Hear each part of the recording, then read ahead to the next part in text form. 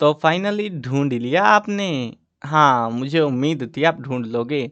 आज की इस वीडियो में मैं आपको बताऊँगा क्लास 10 हिस्ट्री हरियाणा बोर्ड की ये बुक है भारत एंड द वर्ल्ड। इसका चैप्टर 2 के क्वेश्चन आंसर आज इस वीडियो में होने वाले हैं। चैप्टर का नाम है major civilisations of the ancient world.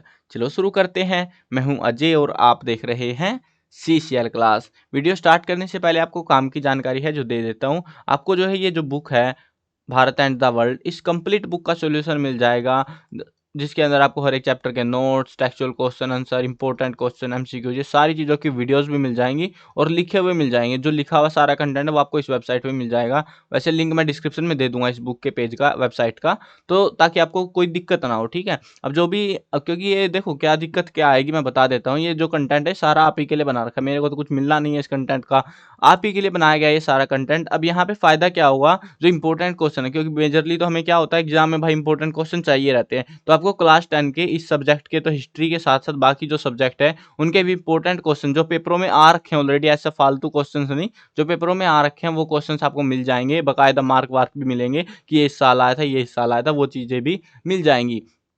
Previous year question paper, काफी सारी चीजें इस वेबसाइट के ऊपर मिल जाएंगी, चेकआउट कर लिया करो। तुम बिल्कुल नहीं करते यार चेकआउट, मैं हर एक वीडियो में बताता हूँ फिर भी कोई, मेरे को नहीं लगता कोई जाता होगा। जो जो विजिट करता है देख लेना, बता देना मेरे कमेंट में, ताकि हमको भी थोड़ी खुशी मिले कि भैया चलो मेहनत कर रहे हैं आपके लिए, तो आपको भी कुछ फायदा हो रहा है उस चीज़ का, या फिर आपको जो है वीडियो के थ्रू समझने में ज़्यादा मजा आता है वो बता देना। ठीक है, चलो अब शुरू करते हैं इनको। अब यहाँ पे क्या हो रखा है इसमें जो है ना, ये chapter one of the biggest chapter है जो कि और टफेस्ट भी है, मतलब मुश्किल भी यही है भाई और सबसे बड़ा चैप्टर भी यही है, क्योंकि हमने प्रीवियस चैप्टर के अंदर, फर्स्ट चैप्टर के अंदर पढ़ा था सरस्वती सिंधु सिविलाइजेशन, सिर्फ एक सिविलाइजेशन थी। यहाँ पे लाइन लगा रखी भाई सिविलाइजेशन की, अब इतनी सारी सिविलाइजेशंस को हम पढ़ेंगे।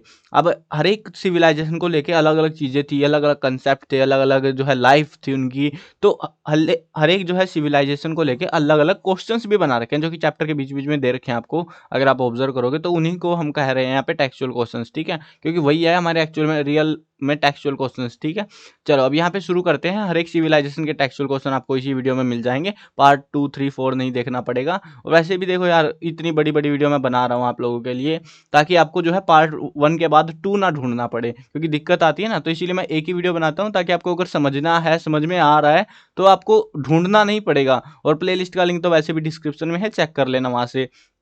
बहुत सारे स्टूडेंट बोलते हैं सर इसके चैप्टर 2 का जो है ये वीडियो डाल दो, वो भाई आप एक बार प्लेलिस्ट चेक किया करो। प्लेलिस्ट चेक करने के बाद अगर वहाँ नहीं मिलती है तो आप मेरे को बता दिया करो, ठीक है, फिर मैं बता दूंगा कि भाई कोई इशू है या क्या है। तो फिलहाल तो हम यहाँ पे पहुंचे हुए सेकंड चैप्टर पे, तो इससे पहले के जो जो वीडियो लास्ट है जो आप प्लेलिस्ट में पता लग जाएगा। अगर वीडियो बाद में देख रहे हो ना, काफ़ी दिनों के बाद भी देखते हैं कुछ स्टूडेंट, तो अगर बाद में देख रहे हो वीडियो को तो आपको जो है प्लेलिस्ट चेकआउट कर लेनी है जरूर से, वहाँ पे आपको आपके रिगार्डिंग जो वीडियो है इस बुक की वो मिल जाएंगी, तो चेकआउट कर लेना। अभी शुरू करते हैं। यहाँ पे मतलब क्वेश्चंस थोड़े से बड़े होने वाले हैं इस बुक के, मतलब वीडियो भी काफ़ी लंबी हो गया, अप्रोक्सीमेटली मेरे एस्टीमेट से 1 घंटा लग जाएगा इन सारे टेक्सचुअल क्वेश्चंस को निपटाने में। ठीक है, मेरा एस्टीमेट है ये, अब कम ज़्यादा हो सकता है। Let's recall again. अब यहाँ पे जो है सिविलाइजेशन के लिए इंपॉर्टेंट क्वेश्चंस मैं बता दूंगा, जैसे जैसे क्वेश्चन करेंगे ना मैं बता दूंगा भाई ये थोड़ा सा इस पे फोकस रखना, ये जो ज़्यादा इंपॉर्टेंट है ये आ सकता है, तो वो मैं साथ के साथ डिस्क्राइब करता चलूंगा। ठीक है, चलो क्वेश्चन 1 है हमारे पास, what are the sources of knowing the history of Egypt, यानी कि हमारे पास कौन कौन से सोर्सेज हैं इजिप्ट की हिस्ट्री को जानने के लिए। तो बेसिकली अगर आप हिस्ट्री जान रहे हो तो आपको क्या मिलता है, या तो आपको कहीं पे खुदाई हुई है ना, वहाँ पे से कुछ सामान मिल गया, तो वो चीज़ें होती है, या किताबें मिल गई, या फिर किसी व्यक्ति ने उसके बारे में किताब लिख दी है अभी रिसेंटली तो उससे पता लगे, वही चीज़ें तो होती है। तो वही चीज़ें हैं यहाँ पे भी, लिटरेरी सोर्सेज यानी कि साहित्यिक संसाधन, साहित्यिक सोर्सेज, जैसे कि यहाँ पे 3 किताबें हैं, हेरोडोट्स, डायोडोट्स और मैनेथो, तो ये 3 किताबों से हमें पता चला। उसके बाद है आर्कियोलॉजिकल सोर्सेज, सबसे सॉलिड और सबसे ऑथेंटिक जो सोर्सेज होते हैं वो आर्कियोलॉजिकल सोर्सेज होते हैं, क्योंकि ये खुदाई के दौरान मिले होते हैं हमको। लाइक पिरामिड्स हो गई, पिरामिड्स तो सबको पता है ना, इजिप्ट के पिरामिड सबसे फेमस है, वर्ल्ड फेमस जो चीज़ है ना इजिप्ट की, वो पिरामिड है। 3 पिरामिड कहते हैं ना, वो ऐसे एलियंस का संपर्क है, वही वाले पिरामिड की बात कर रहे हैं, लेकिन वो 3 नहीं है, और भी बहुत सारे छोटे छोटे, वो बहुत बड़ों में है, इसीलिए दुनिया उनको जानती है। उसके अलावा जो है मोसलम यानी कि कब्रें वगैरह, म्यूरल्स मतलब दीवारों पे चित्रकारी होती है, उसको म्यूरल्स कहते हैं। टेम्पल्स मंदिर होते हैं। रोसेटा इंस्क्रिप्शन, ये एक अभिलेख है जो कि रोसेटा नाम का अभिलेख है, तो उनसे इन चीज़ों से हमें पता चला है। अब मॉडर्न सोर्सेज के अंदर देखें तो book by Adolf Erman and the J S Breasted, तो ये दो बंदों ने किताब लिखी थी और उन किताबों से हमें पता लगा, इन्होंने मतलब क्या हुआ, डिस्कवरी हुई ना, जैसे खुदाई हुई या वो भी जो भी इनका एक्सपीरियंस रहा उसके बाद उन्होंने वो चीज़ें लिखी, अपने आइडियाज़ दिए, तो उनसे भी कुछ आइडिया लगा हमें इस सिविलाइजेशन के बारे में। ठीक है, चलो आगे बढ़ते हैं नेक्स्ट क्वेश्चन पे। Into how many parts can the history of Egypt be divided, Egypt की हिस्ट्री जो है वो कितने भागों में हम बांट सकते हैं। बेसिकली हम इसको 3 पार्ट्स में बांट सकते हैं, एशियंट पीरियड या फिर इसको कहते हैं पिरामिड एज, मेडिवल या फिर फ्यूडल एज। ये जो भी नाम याद करना चाहो आप अपने हिसाब से कर लेना, ancient period, medieval, new era ऐसे कर लो, या pyramid age, feudal age, imperial age ऐसे कर लो, जोन सा मन करे। मैंने और लगा दिया ना दोनों में, तीनों में, मतलब और लगा रखा है ये, तो ये इसीलिए लगाया ताकि आपको ईजी रहे, कोई सा तो याद कर लोगे तुम। देखो एशियंट पीरियड या फिर पिरामिड एज, इसको क्या कहते हैं, पिरामिड एज क्यों कहते हैं, क्योंकि इसमें पिरामिड्स बने थे, पिरामिड्स का जो है स्ट्रक्चर बनने स्टार्ट हुए, पिरामिड्स बनाए गए बहुत सारे, इस वजह से। अब ये 3400 BC टू 2160 BC तक ये जो है रही। उसके बाद जो आता है वो है फ्यूडल एज, यानी कि सामंतों का काल आ चुका था। राजाओं ने, फराओं ने क्या करा, अपने अब जो प्रोविंस थे उनको जो है डिवाइड कर दिया और वहाँ पे जो है फ्यूडल्स अलोकेट करे गए थे, और उन फ्यूडल्स ने बाद में फराओ को मार दिया, मतलब बर्बाद कर दिया फराव को ही, मतलब अपने ही राजा के साथ इन्होंने दगा कर दी। और वो एज थी ये feudal age 2160 BC to 1580 BC। अब तीसरी जो है वो है इंपीरियल एज।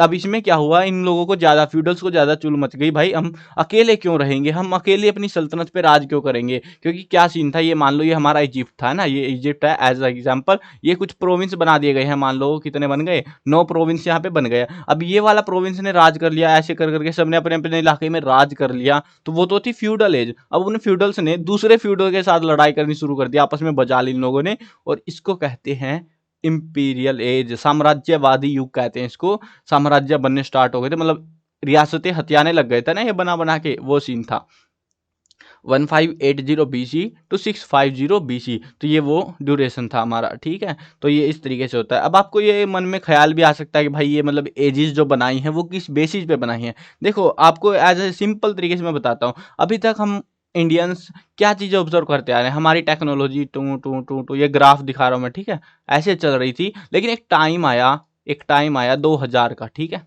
2000 के बाद क्या हुआ, इंडिया के अंदर डेवलपमेंट कुछ ऐसी हो गई, ऐसी ऐसी ऐसी, और चले ही जा रही है। तो ये जो डेवलपमेंट है, अब इससे पहले क्या था, अलग लाइफस्टाइल था, अभी लाइफस्टाइल अलग हो गया। पहले मोबाइल्स का किसी को पता नहीं था, अब सारा दिन मोबाइल में घुसे रहते हैं, तो वो एज जो है वो जो है पूरा ऐसे सिस्टम बदल चुका है, तो उसके बेसिस पे ये एजेस डिसाइड करी जाती है। अब हम लोगों ने नहीं करी है, हम लोगों ने बोला है कि भाई हम 2000 के बाद ये हमने नई ये एरा स्टार्ट कर दिया, नहीं बोला ना, लेकिन यहाँ हो चुका था। अब इनको नहीं पता था, हमने इनका नाम रखा है, ठीक है, क्योंकि उस टाइम पे, इस टाइम के आसपास पिरामिड्स बने बहुत सारे, पिरामिड एज कह दिया। अब यहाँ पे फ्यूडल्स बने तो फ्यूडल एज कह दिया, यहाँ पे इंपीरियल बने तो इंपीरियल एज कह दिया, ऐसे नाम रखे गए इनके। ठीक है, चलो आगे बढ़ते हैं। अगला क्वेश्चन है, what were the economic activities of Egyptian. ये इंपॉर्टेंट क्वेश्चन है, मार्क कर लेना। मतलब इजिप्ट सिविलाइजेशन और मेसोपोटामियन सिविलाइजेशन, इनके तो वैसे टेक्सचुअल क्वेश्चन जरूर से कर लेना, बाकियों के करो ना करो वो आपकी इच्छा है, बट दो सिविलाइजेशन के जरूर कर लेना टेक्सचुअल क्वेश्चन, मतलब याद करने हो, ठीक है ना, लिखने को तो सारे ही लिखोगे आप वैसे, बट इनके मस्ट हैं, याद करने ही करने आपको, क्योंकि प्रोबेबली जो है ना जो क्वेश्चन आएंगे या तो इजिप्ट वाले में से पूछेंगे या मेसोपोटामिया वाले में से पूछेंगे। अब यहाँ पे इजिप्शियन में यहाँ पे पूछ रहे हैं इकोनॉमिक एक्टिविटीज। पहले तो आपको वर्डिंग समझनी पड़ेगी इस चैप्टर के क्वेश्चन आंसर अटेम्प्ट करने से पहले, अगर नहीं समझे कुछ और ही चिपका के आ जाओगे आप लोग। देखो इकोनॉमिक का मतलब होता है आर्थिक, आर्थिक का मतलब होता है पैसा, पैसा कैसे कमाते थे, धंधा पानी क्या था, वो चीजें हमको यहाँ पे एक्सप्लेन कर दी हैं। अब धंधे पानी में क्या था, सबसे ज्यादा एक सिविलाइजेशन को छोड़ के सभी सिविलाइजेशन में agriculture is the primary source of their economic activities. ठीक है, वो उनकी इकोनॉमिक जो भी एक्टिविटीज थी उनमें प्राइमरी सोर्स क्या रहता था, एग्रीकल्चर, जिनके अंदर ये लोग जो है इजिप्शियन लोग wheat, barley, cotton, flax were the main produce here, and among fruits grapes, fig and dates etcetera were produce. अब यहाँ पे ये चीज़ें उगाते थे, खाने पीने की जो भी चीज़ें हैं, और यहाँ पे जो है फ्रूट्स में ग्रेप्स, फिग एंड डेट्स ऐसी कुछ जो है फ्रूट्स भी ये लोग उगाते थे। अब एनिमल हस्बेंड्री, जब खेती कर रहे हैं तो जानवर पालेंगे वो लोग। द इजिप्शियन केप्ट एनिमल्स, ये जानवरों को भी पालते थे। They reared cow, sheep, donkey, calves, monkeys and poultry, तो इन्होंने ऐसे कुछ जानवरों को रियर्ड का मतलब होता है पालतू बनाया, इन जानवरों को इन्होंने पालतू बनाया था। काउस का सबको पता है, शीप, डोंकी गधे होते हैं, काउस होते हैं गाय के बछड़े, ठीक है, वो बच्चे जो होते हैं, तो उनको भी इन्होंने अलग से मतलब ट्रेड करते होंगे शायद इनका कुछ। मंकी, पोल्ट्री सबको पता है। अब नेक्स्ट है जो हमारे पास वो है इंडस्ट्रीज, क्योंकि खेती करेंगे, गांव वाले तो अब भी खेती कर रहे हैं ना इंडिया में, वैसे ये लोग भी खेती करते थे, लेकिन शहर वाले लोग तो उस समय भी एडवांस थे, वो लोग तो इंडस्ट्रीज में काम कर रहे थे, कुछ ट्रेड करते थे, कुछ इंडस्ट्रीज सामान बनाते थे basically. The Egyptian were proficient in many type of industry, बहुत सारी इंडस्ट्रियों में जो है ये काम करते थे। दे वर स्किल्ड इन कटिंग स्टोन्स, पत्थर काटने का काम हो गया, मेकिंग ऑर्नामेंट्स, यूटेंसिल्स, बर्तन होते हैं utensils, making copper and bronze weapons, हथियार बनाते थे, एंड मेकिंग वुडन फर्नीचर, और वुडन फर्नीचर बनाते थे।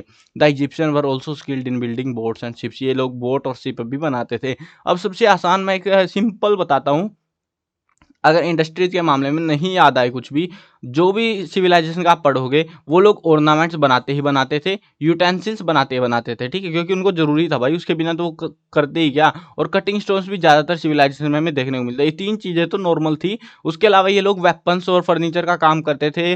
फर्नीचर के मामले में ये फर्नीचर, वुडन फर्नीचर तो बनाते ही थे, साथ में लकड़ी से बोट, शिप, ऐसी चीजें भी बनाया करते थे। चलो आगे बढ़ते हैं। कॉमर्स एंड ट्रेड के अंदर ये व्यापार करते थे। अब व्यापार के अंदर जो है, इजिप्ट के पास में एक नाइल या नील कहते हैं जिसको हिंदी में, तो नाइल नाम की रिवर फ्लो होती है, तो उस रिवर के थ्रू ये ट्रेड करते थे basically. Commerce and trade also flourished in Egypt.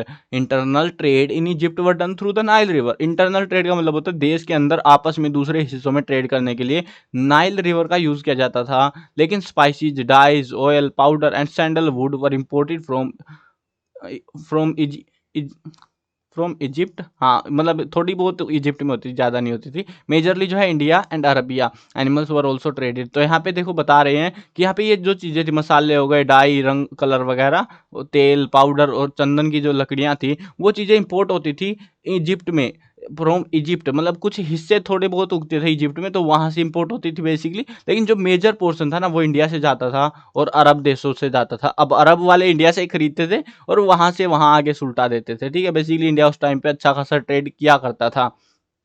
अब इंडिया में इस टाइम पे क्या था, मतलब ज़्यादातर हमारी भी सिविलाइजेशन जो चल रही थी वो एडवांस थी उस टाइम पे, तभी तो वो लोग ऐसे ट्रेड करवाती होंगी। एनिमल्स वर ऑल्सो ट्रेडेड, उस टाइम पे एनिमल्स भी ट्रेड किए जाते थे आपस में, कि किसी को गाय, बछड़े कुछ भी चाहिए तो ले लो भैया इधर से आके। डिस्क्राइब इन डिटेल, ठीक है, डिस्क्राइब करना है डिटेल के साथ में। मतलब अभी तक हम छोटे छोटे क्वेश्चन करते आ रहे हैं, वैसे कहने को छोटे हैं भाई, लेकिन ये भी बड़े बड़े लग रहे होंगे आपको। लेकिन यहाँ पे अब बहुत बड़ा क्वेश्चन और मोस्ट इंपोर्टेंट क्वेश्चन भी कह सकते हो इसको भी, लेकिन लॉन्ग क्वेश्चंस के लिए, छोटे क्वेश्चंस के लिए मत वो मानना, बड़े क्वेश्चंस के लिए। या फिर ये क्या कर सकते हैं, ये एक पार्टिकुलर चीज के ऊपर हमसे क्वेश्चन आउट कर सकते हैं, लाइक फराव के बारे में एक्सप्लेन करो, वजीर के बारे में एक्सप्लेन करो, या फिर प्रोविंशियल रूल कैसा था उनका वो एक्सप्लेन। ये अलग अलग चीजें हैं, हमने पॉइंट्स बना रखे हैं, तो ये पॉइंट वाइज आपको एग्जाम में अटेम्प्ट करना है। देखो जो जो मैं आपको पॉइंट बना बना के दिखाता हूँ ना कि भाई पॉइंट बने हुए हैं, आपको भी पॉइंट के हिसाब से अटेम्प्ट करना है। ऐसा नहीं है कि पैरा बना दिया और भर दिया भाई कुछ भी उसमें, तो वहाँ ही नंबर काट लेते हैं एग्जामिनर्स, तो वो ध्यान रखना उस चीज का। अब यहाँ पे क्या क्वेश्चन है, throw light on the administrative system of Egypt, यानी कि हमको इसकी प्रशासनिक व्यवस्था के ऊपर लाइट फेंकनी है, मतलब मारनी है, इसके ऊपर प्रकाश करना है, मतलब बताना है यार, सिंपल भाषा एक्सप्लेन करना है। ये थ्रो लाइट तो मुझे ले रहे हैं ये लोग, सिंपल भी कह सकते थे, explain administrative system of Egypt, ठीक है। पूरा सब कुछ हमको बताना पड़ेगा, कौन क्या था, कौन मैनेज करता था, कौन क्या काम करता था, वो सारी चीजें हमको बतानी पड़ेगी। एडमिनिस्ट्रेशन का मतलब होता है राजपाट वाला सिस्टम, तो वो बताना है। अब यहाँ पे बहुत सारे थे, पहले नंबर पे आता है वो है फराव, यानी कि राजा।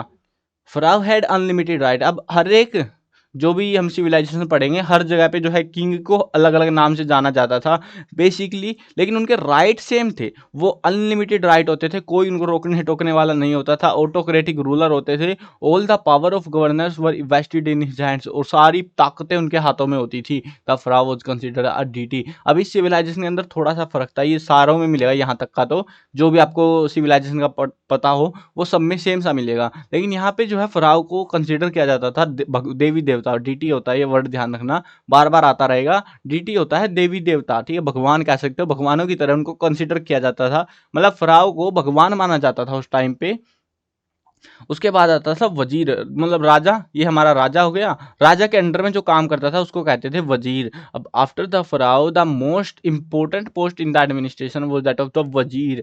ही use to help the Pharaoh in governance. ये क्या करता था, राजपाट में फराव की हेल्प करता था। His function, main function was to collect taxes and to keep record of income and expenditure. इसके दो ही काम थे, पैसा इकट्ठा करना और दूसरा जो पैसा आ चुका है उसमें कितना कमाई आई कितनी गई वो उनका रिकॉर्ड रखना। ठीक है, एक्सपेंडिचर, खर्चा कितना कर दिया राजा ने, महल बनवाते थे पहले, ऐसे उड़ाते रहते थे अलग अलग जगह पे, तो वो खर्चा कितना किया, कमाई कितनी हुई, उस चीज के हिसाब से। अगर कमाई कम हो रही है, खर्चा ज्यादा हो रहा है, तो वो जनता से टैक्स बढ़ा देंगे, ऐसे कर करके वो राजा, कुछ फर्क नहीं पड़ता भाई, राजा जनता से ही लूटना था उसको। तो चलो आगे बढ़ते हैं मिलिट्री ऑर्गेनाइजेशंस पे। मिलिट्री ऑर्गेनाइजेशन के अंदर है कि मिलिट्री कैसे ऑर्गेनाइज थी वहाँ पे। Initially the pharaoh of Egypt did not have a permanent army. शुरुआत में उनके पास कोई आर्मी नहीं होती थी, ऐसे बोलते थे हम तो साधु संत लोग हैं, हमें लड़ाइयों से कुछ नहीं करना ना। Military organisation of pharaoh was based on the feudal system. वो सारी मिलिट्री फ्यूडल सिस्टम के ऊपर बेस्ड थी। मतलब राजा बोलता था मैं क्यों खर्चा करूं, मैंने जब फ्यूडल एलोकेट कर रखे हैं, जो मैंने स्टार्टिंग में बताया था ना सेकंड क्वेश्चन में कि 3 एराज आए थे तो फ्यूडल, वैसे चैप्टर समझ के आए होगे तो आपको अच्छे से समझ भी आ जाएगा ये सारी चीजें। अब ये जो फ्यूडल सिस्टम था इसके अकॉर्डिंग क्या था कि फ्यूडल्स को मतलब टैक्स देना होता था राजा को, फराव को, और उसके साथ में जो है उनको अगर हेल्प चाहिए, राजा को लड़ाई वड़ाई हो गई तो वो अपनी आर्मी भेजेगा। फ्यूडल के पास आर्मी होती थी और वो आर्मी भेजता था राजा के लिए, अपने फराव के लिए। तो टोटली वो उसके ऊपर डिपेंड थे। लेकिन क्या हुआ, टाइम बदल चुका था और फ्यूडल्स दगाबाज निकले। Later the during the 12th dynasty the pharaoh built up permanent army. अब बोले फराओ ना बेटा ना, ऐसे काम नहीं चलेगा, हम तो खुद की आर्मी बना लेंगे, तुम फालतू मत कूद को। तो फ्यूडल्स को चुपचाप करने के चक्कर में, क्योंकि फ्यूडल्स क्या हो गए थे, अब ताकतवर होने लग गए थे और फराओ को उड़ाने लग गए, फराओ को मारने लग गए थे, तो उसके चलते राजाओं को अब खुद की आर्मी रखनी पड़ गई थी। तो खर्चा बढ़ गया भाई, अब वो खर्चा जनता से वसूलते होंगे वो लोग। चलो आगे बढ़ते हैं। Council in the court of pharaoh there was a separate council of elderly courtiers which was used to advise the pharaoh. अब यहाँ पे जो है सेपरेट काउंसिल होती थी एल्डरली कोर्टियर्स की, मतलब कि जो बुजुर्ग जो कोर्ट में काम करते थे ना उधर, मतलब उनके जो है बोल सकते हो महल में जो काम करते थे, मंत्री संतरी जो बूढ़े हो चुके थे, अब रिटायर हो चुके थे बेसिकली, उस टाइप के जो लोग थे, वो जो है एल्डरली कोर्ट, उनके लिए भी एक अलग से काउंसिल बना रखी थी, जिसका काम क्या होता था, एडवाइस द फराओ, राजा को सलाह देने का काम होता था। क्योंकि उनको पूरा एक्सपीरियंस है, उससे पहले वाले राजा ने क्या नाश कर रखा था, तो अब इनको पता था भैया ऐसे ऐसे करोगे तो ऐसे ऐसे कांड हो जाएंगे। तो इस वजह से ये जो फराव था इनकी एडवाइस लेता था। करना फिर भी फराव को अपनी मर्जी से था, ऐसा नहीं था कि इसने बोल दिया तो भैया मैं कर दूंगा, नहीं, फराव अपनी मर्जी का मालिक था फिर भी।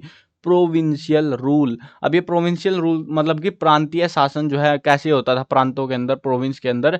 Pharaoh had divided the empire into many province. ये जो है थोड़ी कमाल की बात है, मैं बता देता हूँ आपको। जो है ना जितने भी सिविलाइजेशंस पढ़ोगे सब में सेम मिलेगा, या फिर आप किसी रूलर का, मतलब कहीं पर भी पढ़ो, इस पूरी हिस्ट्री के अंदर जहां पर भी पढ़ोगे रूलर का, किसी राजा ने राज करा, वो उसने कैसे मैनेजमेंट करा, वो जो मैनेजमेंट है प्रोविंशियल रूल उनके अंदर हर एक के अंदर देखने को मिलेगा। होता क्या था बेसिकली, जैसे अपना इंडिया है ना, इंडिया के अंदर कितने स्टेट है, 28 या 29, मतलब मैं 28 या 29 क्यों कह रहा हूँ, कभी 28 कर देते कभी 29 कर देते हैं। अब मैंने मान लो बोल दिया 28, और जब आप वीडियो देख रहे हो पता लगे कर दिया 29, 29 बोले तो बोल दिया कर दिया 28, तो ऐसे चलता रहता है इंडिया में। तो 28 29 के आसपास जो स्टेट है हमारे, उनको बेसिकली आप कह सकते हो प्रोविंस। लेकिन रूलर कौन है, रूलर तो अपना एक ही है, पीएम तो एक ही है, प्रधानमंत्री तो एक ही है ना। तो वैसे ही होता है, वो प्रोविंशियल रूल होता था। अब उसके अंदर स्टेट के अंदर क्या होता है, डिस्ट्रिक्ट होते हैं, डिस्ट्रिक्ट के अंदर फिर आगे बढ़ते जाओ गांव और तहसीलें होती हैं। तो वैसा सा ही सिस्टम हर एक राजा हर एक जगह पे आपको देखने को मिलेगा हिस्ट्री के अंदर भी।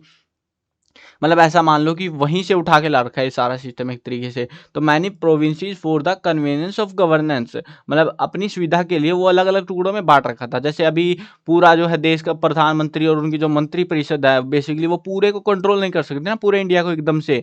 तो उसके लिए क्या कर रखा है उन्होंने, सीएम बना रखे, हर एक उसके स्टेट के लिए अलग अलग इलेक्शंस होते हैं और अलग अलग सीएम बनते हैं। पहले बस वो था कि वो राजा था भाई, उसकी मर्जी चलती थी, वो जिस बंदे को चाहे अपनी मर्जी से अपॉइंट कर सकता था। अब यहाँ पे province for the convenience of governance, each province was called nome. हर एक जो प्रोविंस होती थी उसको नोम कहते हैं, जैसे हम स्टेट कहते हैं ना, उसको उस टाइम पे नोम कहा जाता था। एंड इट्स रूलर कॉज नो मार्च, और उसके जो रूलर होता था, जैसे हम सीएम कहते हैं, उसको उस टाइम पे नो मार्च कहा जाता था। Nomarch was appointed by the Pharaoh, क्योंकि राजपाट वाला सिस्टम था। तो जब राजपाट वाला सिस्टम होगा तो राजा अपॉइंट करता था उनको बेसिकली, और राजा को क्या कहते थे, फराव कहते थे। तो नोमार्च किसके द्वारा अपॉइंट होता था, फराव के द्वारा अपॉइंट किया जाता था। उसके अलावा कुछ लोकल गवर्नमेंट भी होती थी। The administration of village was in the hand of feudal lords. अब ये फ्यूडल लॉर्ड्स इतने ताकतवर नहीं थे कि आप सोच रहे हो भाई 30 मार खां बने बैठे होंगे, तो नोमार्च उनके कुछ लगते थे।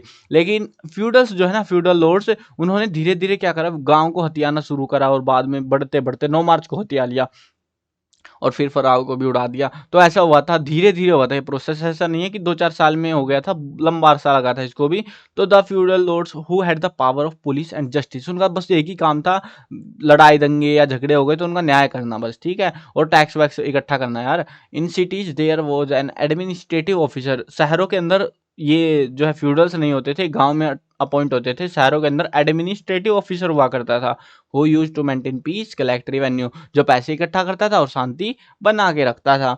अब लास्ट जो है वो है हमारे पास जुडिशियल सिस्टम। तभी बोल रहा था काफी इंपॉर्टेंट क्वेश्चन है, और बड़ा क्वेश्चन भी है ये, बड़े क्वेश्चन है, 5 नंबर में आएंगे, उससे छोटे की एक्सपेक्टेंसी मत रखना कि छोटे में आ जाएगा ये। मतलब अगर आएगा तो एक एक पॉइंट पूछ सकते हैं, लाइक प्रोविंशियल रूल एक्सप्लेन कर दो, या फिर फराव एक्सप्लेन कर दो क्या था।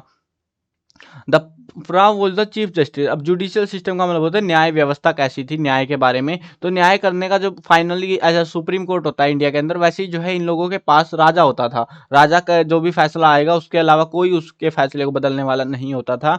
तो फ्राव was the chief justice. The case was conducted in the writing. Case जो है लिख के चलता था कागजों पे या किसी भी चीज पे, जिस पे भी लिखते होंगे वो लिख के ऐसे चलता था, ऐसे मुंह बोलना नहीं चलता था, बस मुंह से बोल दिया और चल गया केस।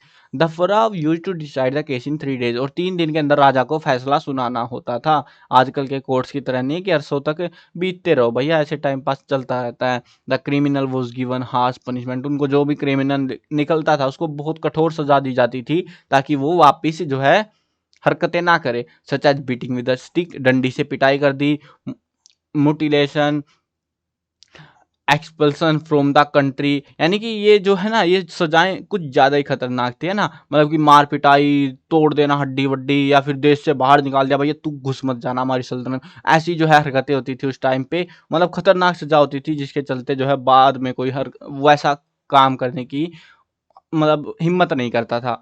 तो ये एक स्ट्रेटजी होती थी बेसिकली, ताकि जनता में कोई उनका विरोध ना कर पाए राजा का, तो वो चीजें करते थे। बाय द वे चलो अगले क्वेश्चन पे आते हैं अभी। Question number 2, what are the gifts of Egypt to the world. ये भी इंपॉर्टेंट क्वेश्चन है। तो इसके अंदर क्या है कि इजिप्ट ने संसार को क्या दिया। मतलब हम इस सिविलाइजेशन को पढ़ तो रहे हैं, ठीक है भैया पढ़ रहे हैं, लेकिन इन्होंने हमको ऐसा क्या दे दिया जो हम इसको पढ़ रहे हैं। देखो, Egypt give the world a year of 365 days and a calendar. उन्होंने दुनिया को बताया कि एक साल 365 दिन का होता है, और एक कैलेंडर भी बना के दिया था हमको। They invented the sun clock and the water clock. उन्होंने जो है एक सन क्लॉक बनाई, एक वाटर क्लॉक बनाई। जैसे दिल्ली के अंदर जंतर मंतर है ना, सुना होगा आपने, तो वैसे ही होती है ये सन क्लॉक वाटर क्लॉक, ऐसी सी कुछ इन्होंने इन्वेंट करी थी उस टाइम पे। क्योंकि भाई प्राचीन बात है यार, उस टाइम पे बना दी, थोड़ी हल्के में ले रहे हो तुम तो इनको। They made many discoveries in the field of medicine. बहुत सारी दवाइयां बनाई, और ऐसी दवाइयां भी बनाई थी इन्होंने जो हम भी नहीं बना सकते। They prepared such a chemical coating with the dead body could be preserve for centuries. उन्होंने एक ऐसा केमिकल प्रिपेयर कर लिया था जो डेड बॉडीज को, मतलब शरीर मरने के बाद में उसके ऊपर कोटिंग करी जाती थी उसकी, और उससे जो है वो बॉडी सेंचुरी, शताब्दियों तक, कई हजार सालों तक वो ऐसे ही सुरक्षित रखी रही, जबकि वो गायब हो जाती नहीं तो उन्होंने ऐसा भी सिस्टम केमिकल जो है इन्वेंट कर रखा था, जबकि आज भी हम अगर चाहें हमारी बॉडी को प्रिजर्व करवाना तो नहीं हो पाएगी वो चीज़। तो ये खतरनाक लोग थे भाई, तभी कहते हैं ना ये लोग एलियंस के साथ जुड़े हुए थे। The names of 600 medicine related to various disease are mention in the Egyptian list. और लगभग 600 दवाइयों के बारे में इसमें डिस्क्राइब करे हुए मिलता है कि 600 दवाइयाँ उस टाइम पे ये लोगों ने बना रखी थी। They promoted the principle of monotheism. और उन्होंने जो है एकेश्वरवाद, ये मोनोथिज्म होता है एक ही भगवान, एकेश्वरवाद कहते हैं इसको हिंदी में। तो इन्होंने जो है वो प्रिंसिपल दिया कि दुनिया के अंदर एक ही भगवान होता है। वैसे ये लोग भी बहुत सारे भगवानों को मानते थे, लेकिन ये लोग जो है एक भगवान सबसे बड़ा था, वो था सन। क्योंकि सन के बिना कोई भगवान काम का नहीं है। सन गया तो भाई सारे भगवान बाय बाय कर देंगे उधर ही। तो इसीलिए वो एक भगवान को मानते थे। सबसे प्यारा उनका भगवान क्या था? सन नाम का भगवान था। मतलब नाम उसका अलग था, बट हाँ नाम कहते हैं हम सन है उसको, जो सूरज है।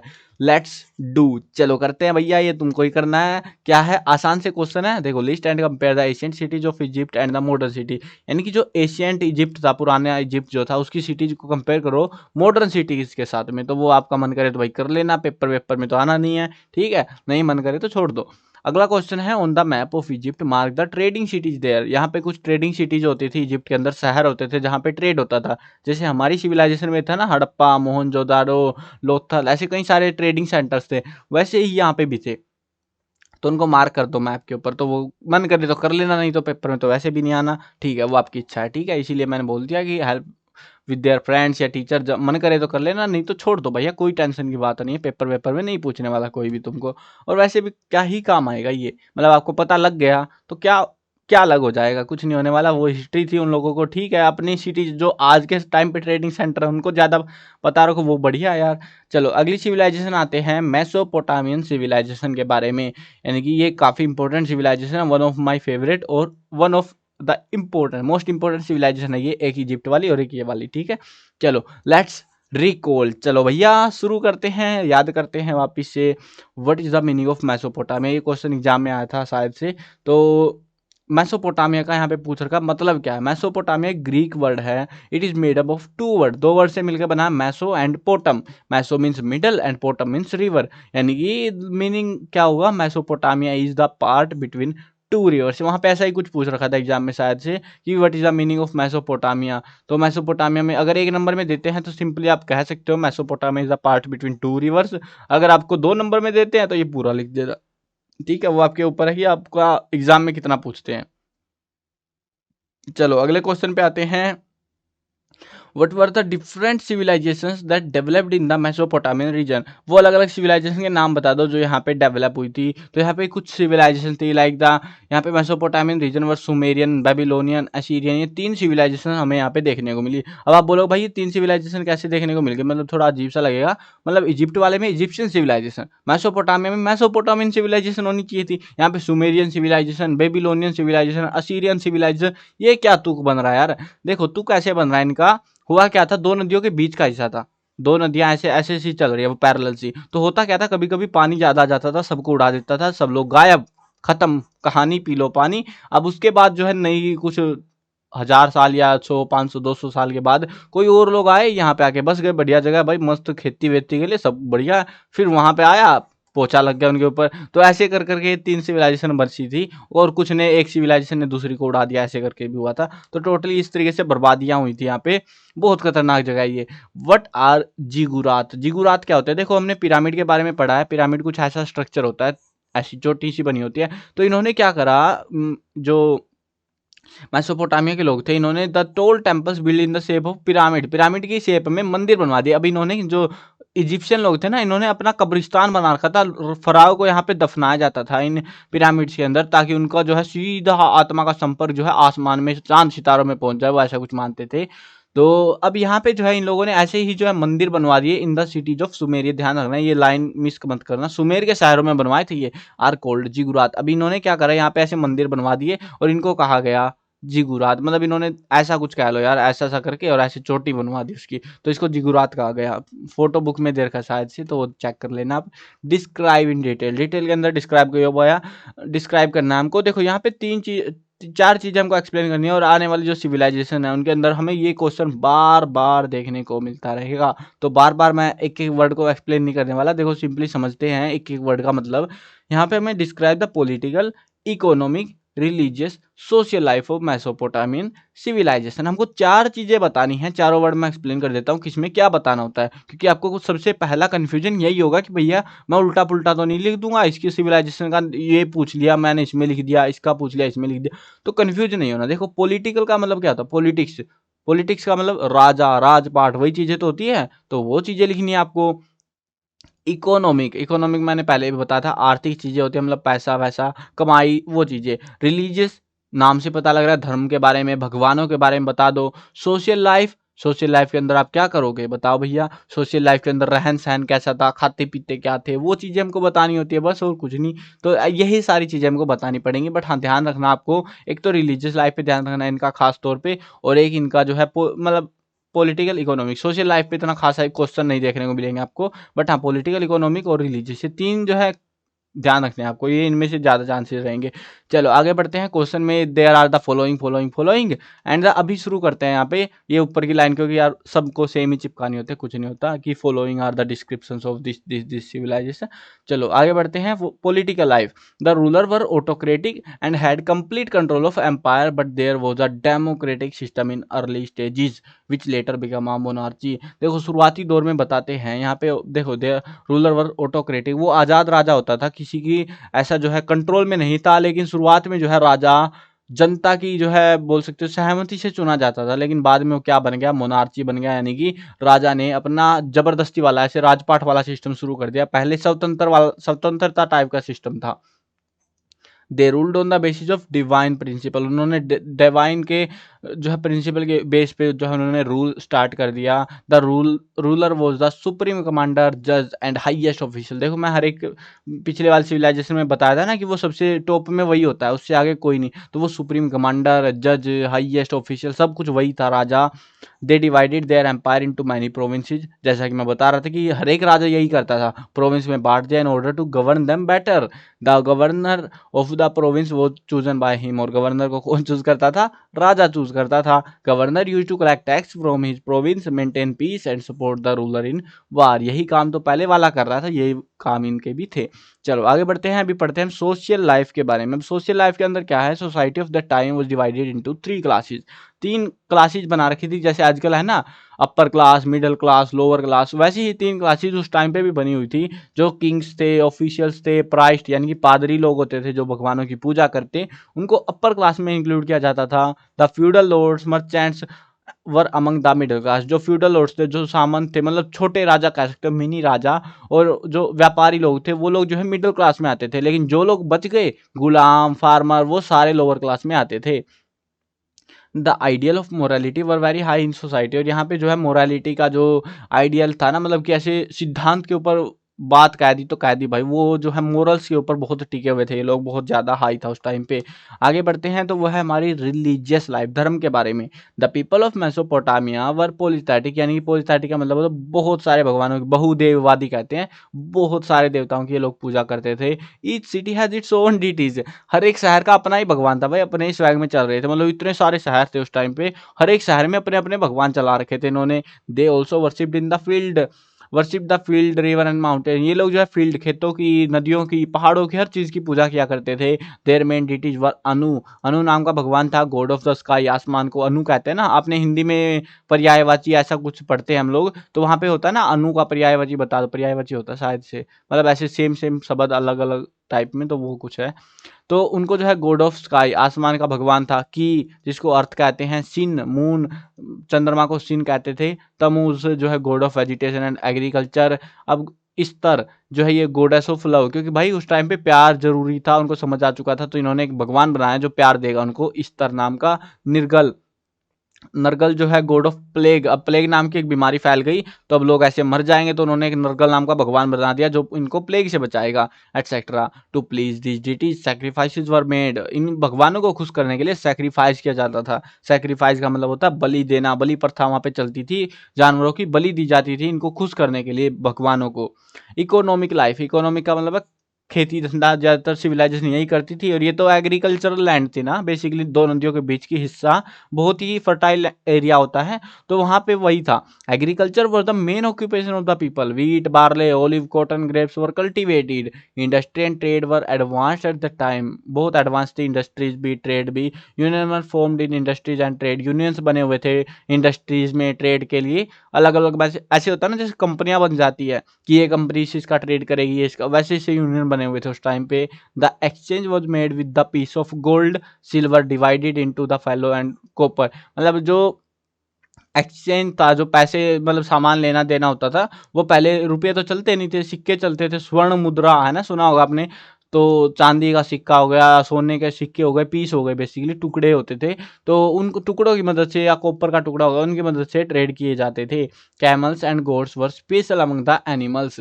तो ये जो कैमल ऊँट थे, बकरियां थी, ये जो है ज़्यादा जो है स्पेशल माने जाते थे उस टाइम पे, क्योंकि इनकी मदद से भी ट्रेड होते थे। मतलब तुम जो है तुमको सामान लेना, एक ऊँट दे दो, ऊँट के बदले सामान ले लो, तो वो चीज़ें भी चलती थी। बकरियां दे दो, तो ये चीज़ें थी। चलो अगला जो क्वेश्चन है वो है लेट्स ट्राई टू डू। ये क्वेश्चन फालतू है, चाहो तो पढ़ लेना, नहीं पढ़ने का मन करे तो मत पढ़ना, लेकिन मुझे तो पढ़ाना पड़ेगा यार, अब लिख दिया है तो, है ना। क्योंकि देखो मैंने ऐसा नहीं है कि सारे क्वेश्चन स्किप मार दिए, यहाँ पे जो एक्स्ट्रा क्वेश्चन थे, जो चीज़ें आपको थोड़ा बहुत आइडिया देंगी वो चीज़ें मैंने लिख दी हैं, ठीक है। यहाँ पे क्या पूछ रखा है हमसे, make a list of different gods and god goddesses of ancient Mesopotamia and compare them with the god of Egypt and India. यानी कि हमको 3 चीज़ें बतानी है। पहले तो मेसोपोटामिया के अंदर जो भगवान थे उनके बारे में बताना है और उनको कंपेयर करना है इजिप्ट और इंडिया के भगवान से, यानी कि 3 भगवानों के जिक्र होंगे यहाँ पे। तो the main deities of Mesopotamian civilization were, वही भगवान आ जाएंगे वापिस से। अनु God of sky Ki, earth Sin, moon Tammuz god of vegetation agriculture, Ishtar god of goddess of love, Nergal god of plague etcetera. तो ये इनके भगवान होते थे मेसोपोटामियन लोगों के। The people of Mesopotamian civilization worshipped various forms of nature. आप अगर समझोगे, ध्यान दोगे, देखो गॉड ऑफ स्काई आसमान का भगवान, आसमान क्या है, प्रकृति है। अर्थ क्या है, प्रकृति है। मून क्या है, प्रकृति है। वेजिटेशन एग्रीकल्चर क्या है, प्रकृति है। प्यार क्या है, प्यार प्रकृति नहीं है भाई, बीमारी भी प्रकृति नहीं। मतलब ज्यादातर हम देखेंगे तो ये जो है नेचर के ही अलग अलग फॉर्म्स को, ये बीमारी भी नेचर ने दे रखी, सब कुछ नेचर दे रही थी इनको, तो नेचर के ही फॉर्म्स को ये भगवान मान के बैठे हुए थे। The people of Egyptian civilization also worshipped various forms of nature, the greatest of which was the sun. अब ये लोग जो है ऐसे ही जो है, ये इजिप्ट के लोग भी नेचर की पूजा करते थे, लेकिन इनमें सबसे बड़ा भगवान इनका कौन सा था, सन था। Which was called many names like रा, री, हॉर्स, आमन। तो ऐसे कुछ नामों से इनको जाना जाता था, इनके भगवान सन को। After that they also worship the god of Nile, क्योंकि नील नदी दे रही थी ना उनको खाने पीने का, तो अब नदी के मदद से ट्रेड भी होता था, पानी भी मिलता था खेतों को, सब कुछ वही नदी दे रही थी, तो उसका भगवान तो होना पक्का था। ओसिरिस नाम का भगवान था। The god of the sky, जिसको नुत कहते थे। द गॉड ऑफ मून, जिसको सीन कहते थे। देखो ध्यान दो, यहाँ पे भी सीन ही है ना, यहाँ पे भी सीन ही है, मून, मून के भगवान को।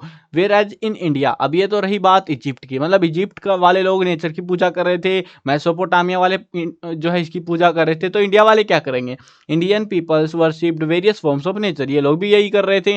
Along with this the people of India believe that God is everywhere. अब यहाँ के लोग क्या मानते थे, भारत के लोग आज भी जो मानते हैं कि भगवान हर जगह है।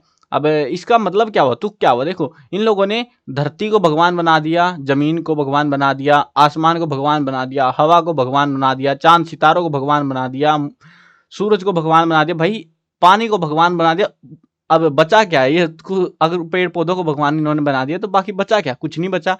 मतलब प्रकृति ही थी, सारी प्रकृति को तो इन्होंने भगवान बना के बैठे हैं ये लोग। तो भारत वालों ने सीधा कह दिया भाई भगवान हर जगह है, टेंशन मत लो, हर चीज की पूजा करो बस तुम। From which we can say that all the 3 civilisation consider nature as their God.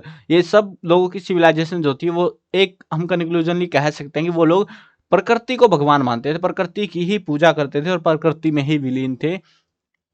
अगला क्वेश्चन देखते हैं, एग्जाम में नहीं आएगा ये क्वेश्चन, जस्ट समझाने के लिए था, ठीक है। चलो अगला क्वेश्चन है, so the ancient cities of Mesopotamia on the world map. अब ये मैप मिल गया था तो भैया चिपका दिया मैंने भी आपको। चलो देख लो, मैप के ऊपर देख लो, ये है मेसोपोटामिया। 2 रिवर्स की हम बात कर रहे थे ना, तो थोड़ा सा आइडिया लग जाएगा आपको कैसा सीन था। देखो ये एक रिवर है हमारे पास में, ये ऐसे ऐसे भैया मारकर थोड़ा सा टेढ़ा मेढ़ा भग जाएगा, देखो ऐसे, ठीक है। अब यहाँ पे एक रिवर ये है, ये आ गई ना, तो 2 रिवर्स के बीच का जो एरिया बच गया वो उसको हम कह रहे थे मेसोपोटामिया। मतलब इनके आसपास के एरिया को भी हम कंसीडर करेंगे, मतलब ये लोग यहाँ आसपास भी जो रह रहे थे नदियों के आसपास, तो इनको जो है हम इनको भी मेसोपोटामिया कह सकते हैं। अब यहाँ पे देखो सबसे ज्यादा जो सिविलाइजेशन थी वो यहाँ पे थी, सबसे ज्यादा लोग कहाँ रह रहे थे, इस एरिया में रह रहे थे। क्यों, क्योंकि नदियाँ बहुत पास थी और पानी आराम से मिल जाता था सुविधा अनुसार, तो इस वजह से यहाँ रहते थे। अब कई बार क्या होता था, देखो कितनी सारी नदियाँ, 1 नदी 2 नदी, थोड़ा सा साफ कर देता हूँ तब समझ आएगा। देखो 1 नदी 2 नदी 3 नदी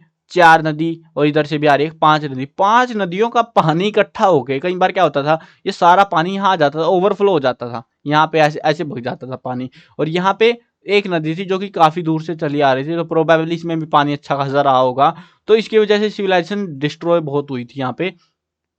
और इसीलिए काफ़ी सारी सिविलाइजेशन हमें देखने को मिली। ये मैप मैंने इसीलिए दिया है ताकि थोड़ा-सा आपको आइडिया लग जाए कि क्या-क्या चीज़ें थी। तो इन्होंने देखो इन्होंने हमसे क्या पूछा था, सिटीज़ बतानी है, एशिएंट सिटीज़। तो ये कुछ सिटीज़ है हमारे पास में जो कि ये ईशी, यानी पूर्व, चाहो तो लिख लेना भैया, नहीं तो रहने देना, दिखाने के लिए जस्ट ये, ठीक है। चलो आगे बढ़ते हैं। और ये देखो ये इन्होंने टाइम पीरियड भी दे रखा है, ये एक्सटिंक्ट हुआ था, extent of Persian gulf until 5500 BC, ठीक है। तो उस टाइम के आसपास की है ये।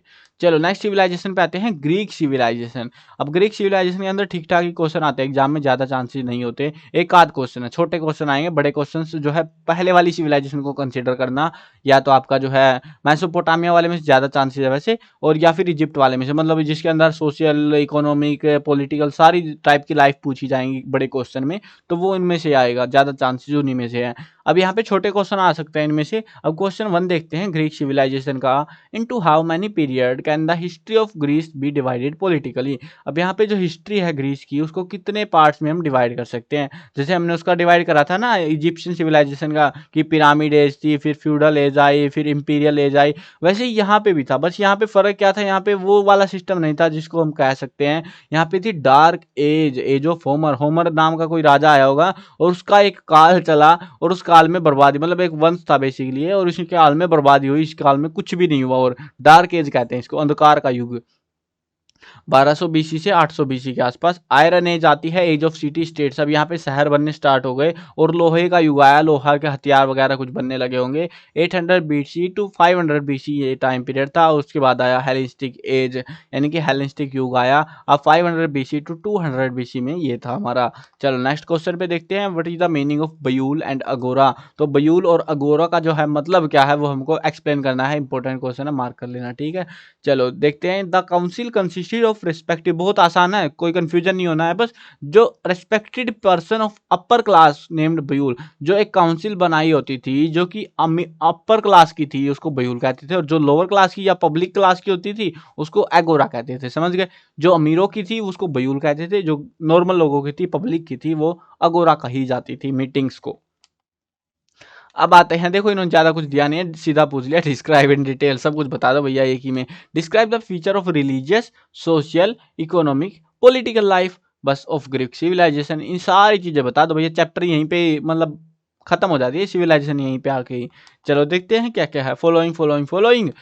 अब यहाँ पे देखो religious life, the people of Greece were polytheistic and followed paganism. अब यहाँ पे जो लोग थे वो पोलिस्थेटिक का मतलब होता है, पोली का मतलब बहुत सारे भगवानों की पूजा करते थे। एक भगवान से ये लोग भैया बोलते हैं, एक से क्या होगा, हमारा बहुत सारे दे दो हमको भगवान। तो पोलिस्थेटिक थे एंड फॉलोड पैगनिज्म, और जो है ये बोल सकते हो कि ये अलग ही ताकतों की पूजा करते थे। These people also worship natural powers and animals, प्रकृति की शक्तियों की, जानवरों की, इन चीज़ों की भी ये पूजा करते थे। They also believed in ghost, ये लोग भूतों में विश्वास रखते थे, भूत प्रेत आत्मा सब कुछ मानते थे भाई, ये लोग एडवांस थे शायद। Their main deities were Zeus god of sky, Apollo sun, Hermes god of trade, क्योंकि ट्रेड से ही धंधा पानी चल रहा था भाई इनका, इसीलिए इन्होंने ट्रेड को भगवान बना दिया। पोसीडोन गॉड ऑफ सी, समुद्र का भगवान, क्योंकि समुद्र से व्यापार करेंगे, अब हवा में तो होने नहीं वाला, जहाज तो थे नहीं उस टाइम पे, समुद्र वाले थे, तो पोसीडोन नाम का भगवान। Mars god of war, Demeter goddess of food, क्योंकि खाने की तंगी ना हो जाए, डिमेटर देगा भैया खाने को, तो ऐसे ही इन्होंने भगवान बना रखे थे। अब ये जो है ना, थोड़ा सा इंटरेस्टिंग फैक्ट बताता हूँ सिविलाइजेशन के बारे में, मजा आएगा। देखो पढ़ते रहो, क्वेश्चन आंसर हम करते रहेंगे, कोई दिक्कत नहीं है, मस्ती मजे में करेंगे हम बिल्कुल से, कोई डिफिकल्ट चीज़ें नहीं है यहाँ पे। अब देखो ये जो सिविलाइजेशन थी ना, आपने कई सारी मूवीज़ देखी होगी, मतलब हॉलीवुड की मूवीज़ के अंदर क्या होता है बेसिकली, वो ग्रीक सिविलाइजेशन से इंस्पायर्ड रहती हैं। और उनके अंदर जो भगवान थे, गॉड थे, उनके बारे में कुछ गॉड ऐसे थे जिनका यूज़ हमें सुनने को मिलता है, मैंने सुना पर्सनली, तो इसीलिए देखो एक जो है नासा ने अपोलो मिशन, आप सर्च करना कभी, अपोलो मिशन निकाला था, तो जिसके अंदर हम शायद चांद पे गए थे, इंसान चांद पे गए थे ना, ये क्या होता है यार, पहले इंसान जो गया था यार चांद के ऊपर, तो कदम रखा, वो भूल गए नाम, नील आर्मस्ट्रॉन्ग। तो वो जो बंदा था वो अपोलो मिशन था, तो वो अपोलो जो है बोल सकते हो कि पृथ्वी से बाहर जा रहे हैं हम, सन के साइड जा रहे हैं, तो इसीलिए जो है उसका नाम अपोलो करके, ऐसे इंस्पायर्ड थे वो नाम्स, ठीक है। पोसीडोन, ये नाम काफ़ी सारी समुद्री, पायरेट ऑफ कैरेबियन में भी आपको सुनने को मिल जाएगा ये नाम। काफ़ी फेमस फिल्म सीरीज है। तो पोसीडोन वो समुद्र का भगवान था, वो बोलता है श्राप दे दिया, ये वो काफ़ी सारी चीज़ें हैं। ज्यूस, ज्यूस का नाम काफ़ी सुनने को मिलता है और बहुत ही पावरफुल गॉड था उस टाइम का। तो ये वो भगवान थे जो आज भी जो है फिल्मों में इस्तेमाल करे जाते हैं, सुनने को मिलते हैं, और वो सारे कहाँ से इंस्पायर्ड है? ग्रीक सिविलाइजेशन से इंस्पायर्ड है। तो ये मस्त सा फैक्ट था, बता दिया साथ में, मजा आया आपको भी। चलो आगे बढ़ते हैं सोशल लाइफ के बारे में। The society was divided into 4 classes. अब ये जो सोसाइटी थी ये 4 हिस्सों में 4 क्लासेज में बटी हुई थी। First was the aristocracy. पहली क्या थी? पहली थी अरिस्टोक्रेसी, बोल सकते हो बड़ा युग था। इनको कहते थे कुलीन वर्ग। कुलीन वर्ग का मतलब अमीर वर्ग कह सकते हो तुम, सिंपली सब आसान भाषा में। They were the owner of the vast land and property had a large number of slaves. अब ये लोग अमीर लोग क्या करते हैं, उनके पास बहुत सारी जमीन होती है, बहुत सारे गुलाम होते हैं, वही चीजें इनके पास होती थी, बहुत सारी जमीन और बहुत सारे गुलाम होते थे। This class fort in the war. और ये जो क्लास थी ये लड़ाइयों में लड़ती थी। क्यों लड़ती थी भाई? जमीनी हथियानी क्या लड़ेगी क्यों फिर फालतू फंड में? The second was the middle class. दूसरे नंबर पे आती थी middle class, consisting of ordinary citizen. No, जो लोकल सिटीजन थे उन्हीं को कहते, वो उनकी ये क्लास हुआ करती थी कॉल्ड फ्री मैन, और इसको क्या कहते थे? फ्री मैन के नाम से हम जानते थे। This class played an important role in trade and commerce. ये जो क्लास थी ये ज़्यादा जो इंपॉर्टेंट रोल थी वो ट्रेड में और कॉमर्स में, मतलब व्यापार करने में अपना टाइम बहुत ज़्यादा बिताती थी। व्यापारी लोग थे बेसिकली ये, फ्री मैन आज़ाद लोग थे। फ्री मैन से समझ रहे हो ना तुम, आज़ाद लोग थे ये, ट्रेड वगैरह करते थे। The third social class was the independent worker called थीट। अभी जो है तीसरी क्लास जो होती थी यहाँ पे वो थी इंडिपेंडेंट वर्कर की। मतलब जैसे हम चिनाई पे किसी को लेके आते, भैया मेरी मर्जी, मैं नहीं कर रहा, बता तू क्या करे, मैं दूसरे के वहाँ काम करूंगा। तो वो वैसे वाले लोग थे, भाई तेरे यहाँ मन नहीं कर रहा, मैं नहीं करूंगा, दूसरे के वहाँ पे करूंगा। तो वैसे वाले जो वर्कर्स होते थे उनको थीट कहते थे। The fourth social class is the वो द स्लेव। और चौथी क्लास थी गुलामों की। अब यहाँ पे फर्क क्या था? थीट को तनख्वाह मिलती थी बेसिकली, स्लेव मजबूरी में थे बस, ना तो वो छोड़ के जा सकते थे, मर्जी के मालिक ही नहीं थे, बेसिकली वो गुलाम थे। Who were called helots. तो इनको जो है क्या कहते थे? हलोट, हलोट नाम से इनको जाना जाता था। अगला जो है वो है हमारे पास इकोनॉमिक लाइफ। इकोनॉमिक लाइफ के अंदर मतलब आर्थिक रोकड़ा, पैसा कैसे कमाते थे? तो ग्रीक वर इकोनॉमिकली प्रोस्पेरियस। ये लोग बहुत अमीर हुआ करते थे, धनी थे लोग। द ट्रेड ऑफ ग्रीस वो स्प्रेड फार एंड वाइड। ये दूर दूर तक इनका ट्रेड फैला हुआ था। These people made clay and metal utensils. ये लोग मिट्टी और धातु के बर्तन बनाते हैं। मिट्टी से जैसे पैंडे, मटके वटके ये चीज़ें बनती है ना, तो वो चीज़ें बनाते थे, और मेटल से जो है बर्तन बनाते थे। तो weapons, furniture, oil from olive and wine from grapes, ये चीज़ें ये लोग बनाते थे। Gold, silver, iron were found in the mountain of Greece. अब ये चीज़ पे ध्यान दो, हम अभी तक जिस भी सिविलाइजेशन को पढ़ते आए हैं वो लोग जो ट्रेड करते हैं वो किससे करते हैं? गोल्ड से करते हैं, सिल्वर से करते हैं, है ना। अब गोल्ड उस टाइम पे भी प्रीशियस मेटल हुआ करती थी। तो अब यहाँ पे इनके पहाड़ों में मिलती थी, मतलब ऐसे होता है कि जमीन खोदी और सोना निकल आया। तो ये लोग agriculture was not given tension है यार भाई, किसको काम करना पसंद है बेफजूली का? उनको पता है भैया जमीन खोदी, पैसा निकला और बहुत सारा अनाज आ गया, तो क्यों फालतू की टेंशन लेनी। तो वो चक्कर था, तो इस वजह से ये लोग खेती नहीं करते थे। ये अकेली सिविलाइजेशन थी जो खेती नहीं करती थी, बाकी सारी सिविलाइजेशन के लोग करते थे, क्योंकि उनको खाना पीना चाहिए था। अब इनको पता है सोने से सब कुछ मिल जाएगा, तो गोल्ड से भैया सामान खरीदो, मजे लो। अगला था पॉलिटिकल लाइफ, यानी कि राजपाट वाला system. The king were autocratic. देखो हर एक जो सिविलाइजेशन के अंदर हम सुनते आ रहे हैं ना, किंग वर ऑटोक्रेटिक, मर्जी के मालिक होते थे भाई राजा उस टाइम पे। Sometimes they were also democratic. कई बार वो डेमोक्रेटिक भी होते थे। The people consider the king equal to god. इनको जो है राजाओं को भगवान के बराबर माना जाता था, कि भगवान नहीं मानते थे। इजिप्ट वाले लोग राजा को भगवान मानते थे, लेकिन यहाँ पे लोग राजा को भगवान के बराबर मानते थे। The king administered the government in consultation with the council. ये जो है किंग जो है पूरा राजपाट जो है वो चलाता था, यहाँ पे पूरा मैनेजमेंट करता था। The council consisted of respected person of upper class, क्योंकि लोअर क्लास वालों की यहाँ पे कोई कदर नहीं थी। तो सारे जो काउंसिल थी, मंत्री परिषद थी, सारे अमीर लोग जो है अपर क्लास के लोग हुआ करते थे। All free citizen participated in this general meeting. और जनरल मीटिंग के अंदर ये सारे जो है फ्री मैन जो है, मतलब मिडिल क्लास वाले लोग कह सकते हो कि वो पार्टिसिपेट क्या करते थे। There were 3 type of citizen in each state. यहाँ पे हर एक स्टेट के अंदर 3 टाइप के सिटीजन होते थे: free citizen, foreign citizen, slaves. Free citizen had fundamental right. Member of public assembly were elected by the citizen of Greece. अब ये ध्यान दो, यहाँ पे जो अगर डेमोक्रेटिक था, क्योंकि ज़्यादातर तो हमें देखने को मिला ऑटोक्रेटिक था, अपनी मर्जी के मालिक थे, राजपाट वाला सिस्टम था। लेकिन कई बार अगर डेमोक्रेटिक हुआ तो यहाँ पे 3 प्रकार के लोग थे, फ्री सिटीजन, फॉरेन सिटीजन और स्लेव।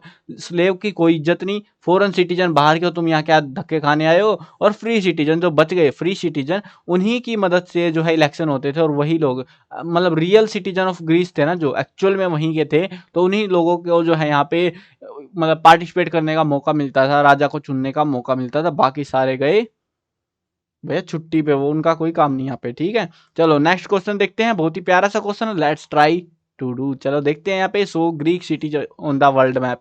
तो यहाँ पे हमको ग्रीक सिटीज दिखानी है वर्ल्ड के मैप पे। अब वर्ल्ड मैप तो मुझे मिला नहीं, ये मैप मिल गया था भैया, चिपका दिया आप लोगों को। ठीक है, देखो यहाँ पे ग्रीस ये दिख रही है, तो यहाँ पे सिटीज दिख रही है, यहाँ पे मतलब ये दूसरी सिविलाइजेशन की सिटी है वैसे, क्योंकि इसके पास जो है छोटे छोटे से शहर होते थे, मतलब छुटकू मुटकू से थे। ये सिविलाइजेशन इधर के आसपास की जो सिविलाइजेशन है, यहाँ पे थे कुछ शहर, थोड़े बहुत, ज़्यादा कुछ नहीं थे। ठीक है, मतलब ठीक ठाक सी सिविलाइजेशन थी। बट हाँ, ये उधर की अंग्रेजों की थी, तो इसी वजह से हमें जो वर्ड है हमारी इंग्लिश के अंदर, वो ग्रीस के, ग्रीक या ग्रीक भी कहते हैं कई बार इसको, कहीं आप कंफ्यूज हो जाए भाई ग्रीक क्या है ग्रीस क्या है, ये दोनों सेम ही है। ठीक है ना, तो ये दोनों वर्ड जो है ग्रीस या ग्रीक, ये उधर के अंग्रेजों वाली बोलते हैं ना, बार बार आप पढ़ोगे कहीं पे पॉलिटिक्स पॉलिटिक्स के अंदर भी, तो वहां पे आपको पता लगेगा this is a Greek word, this is a Greek word. वो ग्रीक वर्ड क्यों है, क्योंकि भैया अंग्रेज उधर के ही हैं, तो उनको अपनी इंग्लिश, इंग्लिश उन्हीं की तो है, तो उन्होंने इंग्लिश दी। उधर कौन सी भाषा चलती थी, उधर किसका रूल था, ग्रीक वालों का, ग्रीस वालों का। तो इसी वजह से इनको जो है लैंग्वेज का थोड़ा लोचा हुआ रहता है। ठीक है, तो टेंशन नहीं लेने का, मजे लो, बस पढ़ते रहो, बस सीखते रहो। Question 2, make a list of Greek gods and goddess and compare them with the god of the goddess of the contemporary civilization. अभी इनके जो भगवान है उनको आज की सिविलाइजेशन के साथ में हमको कंपेयर करना है। The main god of Greek were Zeus, god of sky Apollo, sun Hermes, god of trade Poseidon, god of sea Mars, god of war Demeter, god of food etcetera. The deities of contemporary civilization are considered in form of nature। अब हम क्या ही बोले भाई, कौन कौन से भगवान बना रखे उन्होंने, लेकिन जनरली आज भी वो प्रकृति के ही रूपों की पूजा करते हैं, जो कि पहले करते आ रहे थे। ठीक है, मतलब थोड़े बहुत बदल दिया उन्होंने। चलो नेक्स्ट सिविलाइजेशन पे आते हैं, वो हमारे पास में वो है Roman civilization. Let's recall. Question 1 है, why is Rome called the city of 7 hills. यानी कि यहाँ पे क्वेश्चन में क्या पूछा गया है, अब ये रोमन सिविलाइजेशन, रोम की सभ्यता पे हम आ चुके हैं, और यहाँ पे सबसे प्यारा क्वेश्चन है और एग्जाम में भी आया था, इंपॉर्टेंट क्वेश्चन, मार्क कर लेना इसको। So why is Rome called the city of 7 hills. City होता है शहर, 7 हिल्स मतलब 7 पहाड़ियाँ। रोम को जो है 7 पहाड़ियों के शहर के नाम से जानते हैं हम। ऐसा ये पूछ रहे हैं वाई, ठीक है, वाई इज रोम कोल्ड, रोम को ऐसा 7 पहाड़ियों वाला शहर क्यों कहा जाता है। तो 1 मार्क्स या 2 मार्क्स में आएगा, इससे ज़्यादा नहीं आएगा, प्रोबेबली 1 मार्क्स का। ठीक है, चलो, रोम was a small village situated on 7 hill on the bank of Tiber river in the central Italy. Italy के पास में एक नदी है, टाइबर नाम की नदी है। तो इस टाइबर नाम की नदी के किनारे पर, बैंक होते हैं किनारे, तो उसके किनारे पर है 7 पहाड़ियाँ। वहाँ पे एक छोटा सा गांव है जिसको रोम कहते हैं, और इसी के कारण इसको जो है सिटी ऑफ 7 हिल्स कहते हैं। अब आप बोलोगे भाई एक गाँव को लेके पूरी सिविलाइजेशन कैसे आ गई, तो ये कोई लॉजिक नहीं है। देखो हुआ क्या था, स्टार्टिंग में जो रोम नाम की सिविलाइजेशन थी, ये रोम से स्टार्ट हुई, जो कि एक गाँव था टाइबर नदी के, इटली में टाइबर नदी के किनारे पर। और उसके बाद में उन्होंने क्या करा, उन्होंने दूसरे इलाकों को हथियाना शुरू करा, और इस प्रकार इन्होंने एक वॉस्ट सिविलाइजेशन डेवलप करी थी। सो ये था हमारा। ठीक है, इसका आंसर ये रहेगा। अगले क्वेश्चन पे आते हैं, into how many period can Roman civilization be divided politically. यानी कि ये ध्यान दो, पॉलिटिकली लिखो या ना लिखो कुछ भी फर्क नहीं पड़ता, रोमन सिविलाइजेशन को कितने पार्ट्स में हम डिवाइड कर सकते हैं। बेसिकली 4 पार्ट हमने उनके बना रखे हैं। पहला है मोनार्ची पीरियड। मोनार्ची का पीरियड का मतलब होता है राजतंत्र वाला सिस्टम, राजतंत्र काल कहते हैं। यानी कि राजाओं का काल चल रहा था, राजपाट वाले, मतलब राजा का बच्चा राजा मर गया, राजा का बेटा राजा बनेगा, उसका बेटा राजा बने, ऐसे वाला सिस्टम जो था वो चला हुआ था 753 BC टू 509 BC तक। उसके बाद आया रिपब्लिकन पीरियड, यानी कि गणतंत्र काल कहते हैं, यानी कि आज़ाद थी, जनता की सहमति से राजा को चुना जाता था।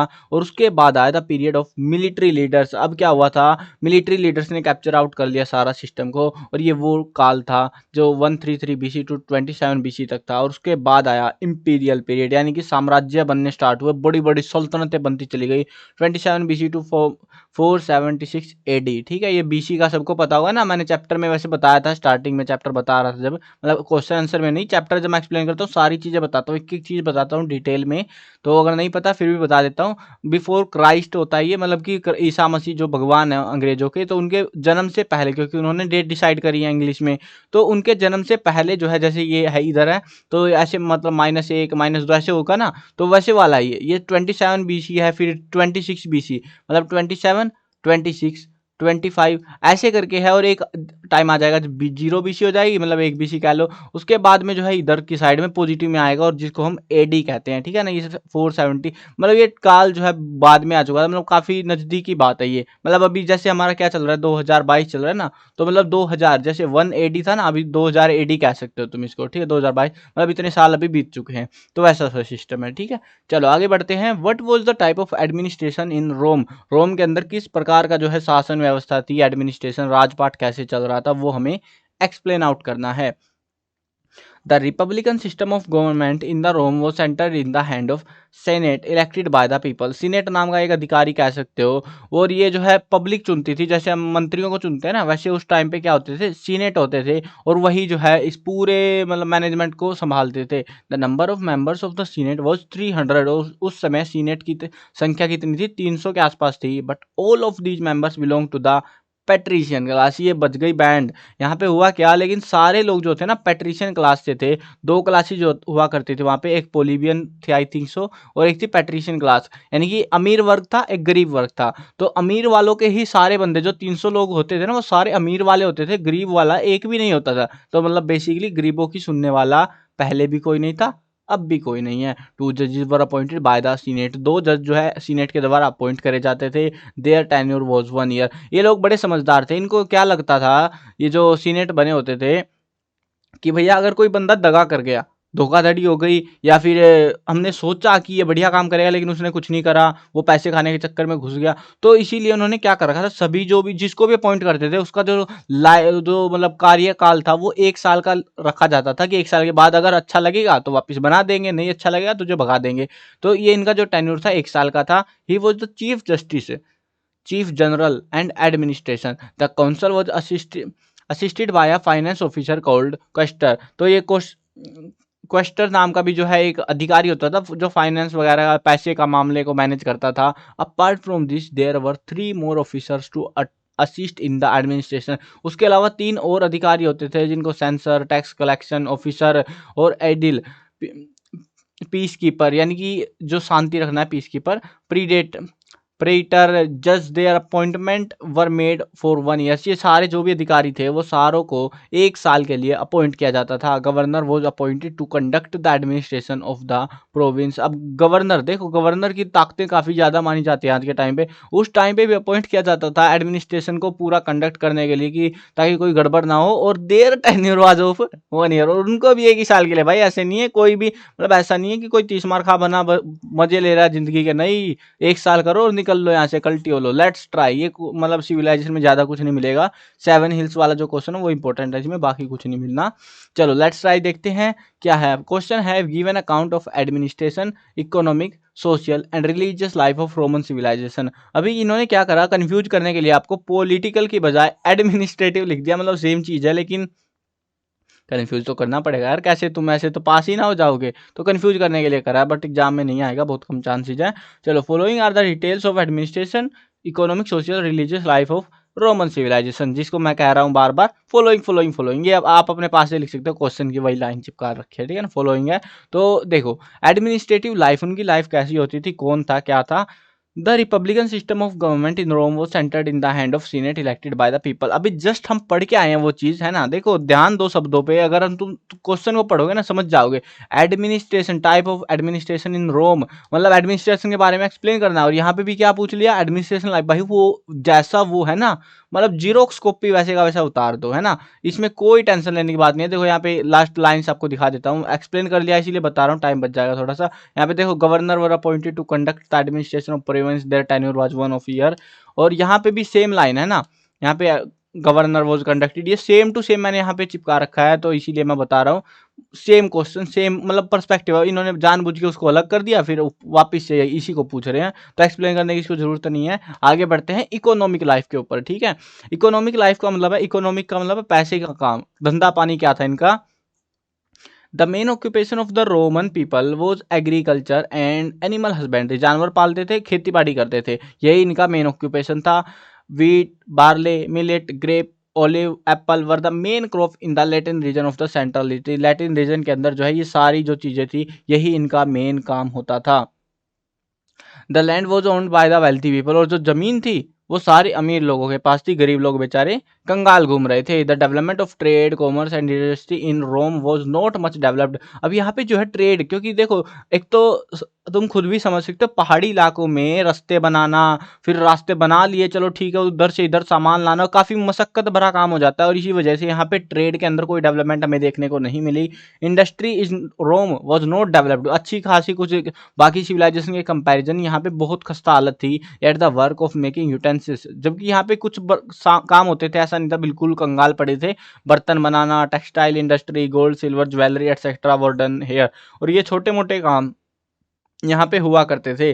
These people use to import Muslim muslin from India, muslin क्या होता है भाई ये, तो ये लोग जो है, अच्छा हाँ मसलिन होता है, मलमल एक कपड़ा होता है जो, तो वो चीज़ है ये। तो मसलिन फ्रॉम इंडिया ये जो है भारत से इंपोर्ट करते थे, मलमल नाम का कपड़ा होता था, मखमली कपड़ा बोलते हैं बेसिकली। तो मेटल फ्रॉम अफ्रीका, धातु जो है अफ्रीका से मंगाते हैं। सिल्क फ्रॉम चाइना, उस टाइम पे सिल्क भी काफ़ी प्रसिद्ध हुआ था, जिसको हम रेशम के नाम से जानते हैं हिंदी में, तो ये चाइना से मंगाते थे। एंड आयरन फ्रॉम ग्रीस, और लोहा जो है ग्रीस से मंगाया जाता था। तो ऐसे जो है अलग अलग देशों से ये लोग सामान मंगाते थे, क्योंकि इनके पास ज़्यादा कुछ नहीं था, खेती बाड़ी करते थे, गांव वाले लोग थे बेसिकली, समझो सिंपल सी बात ये है, गांव वाले लोग थे, सारा सामान बाहर से ही आता था।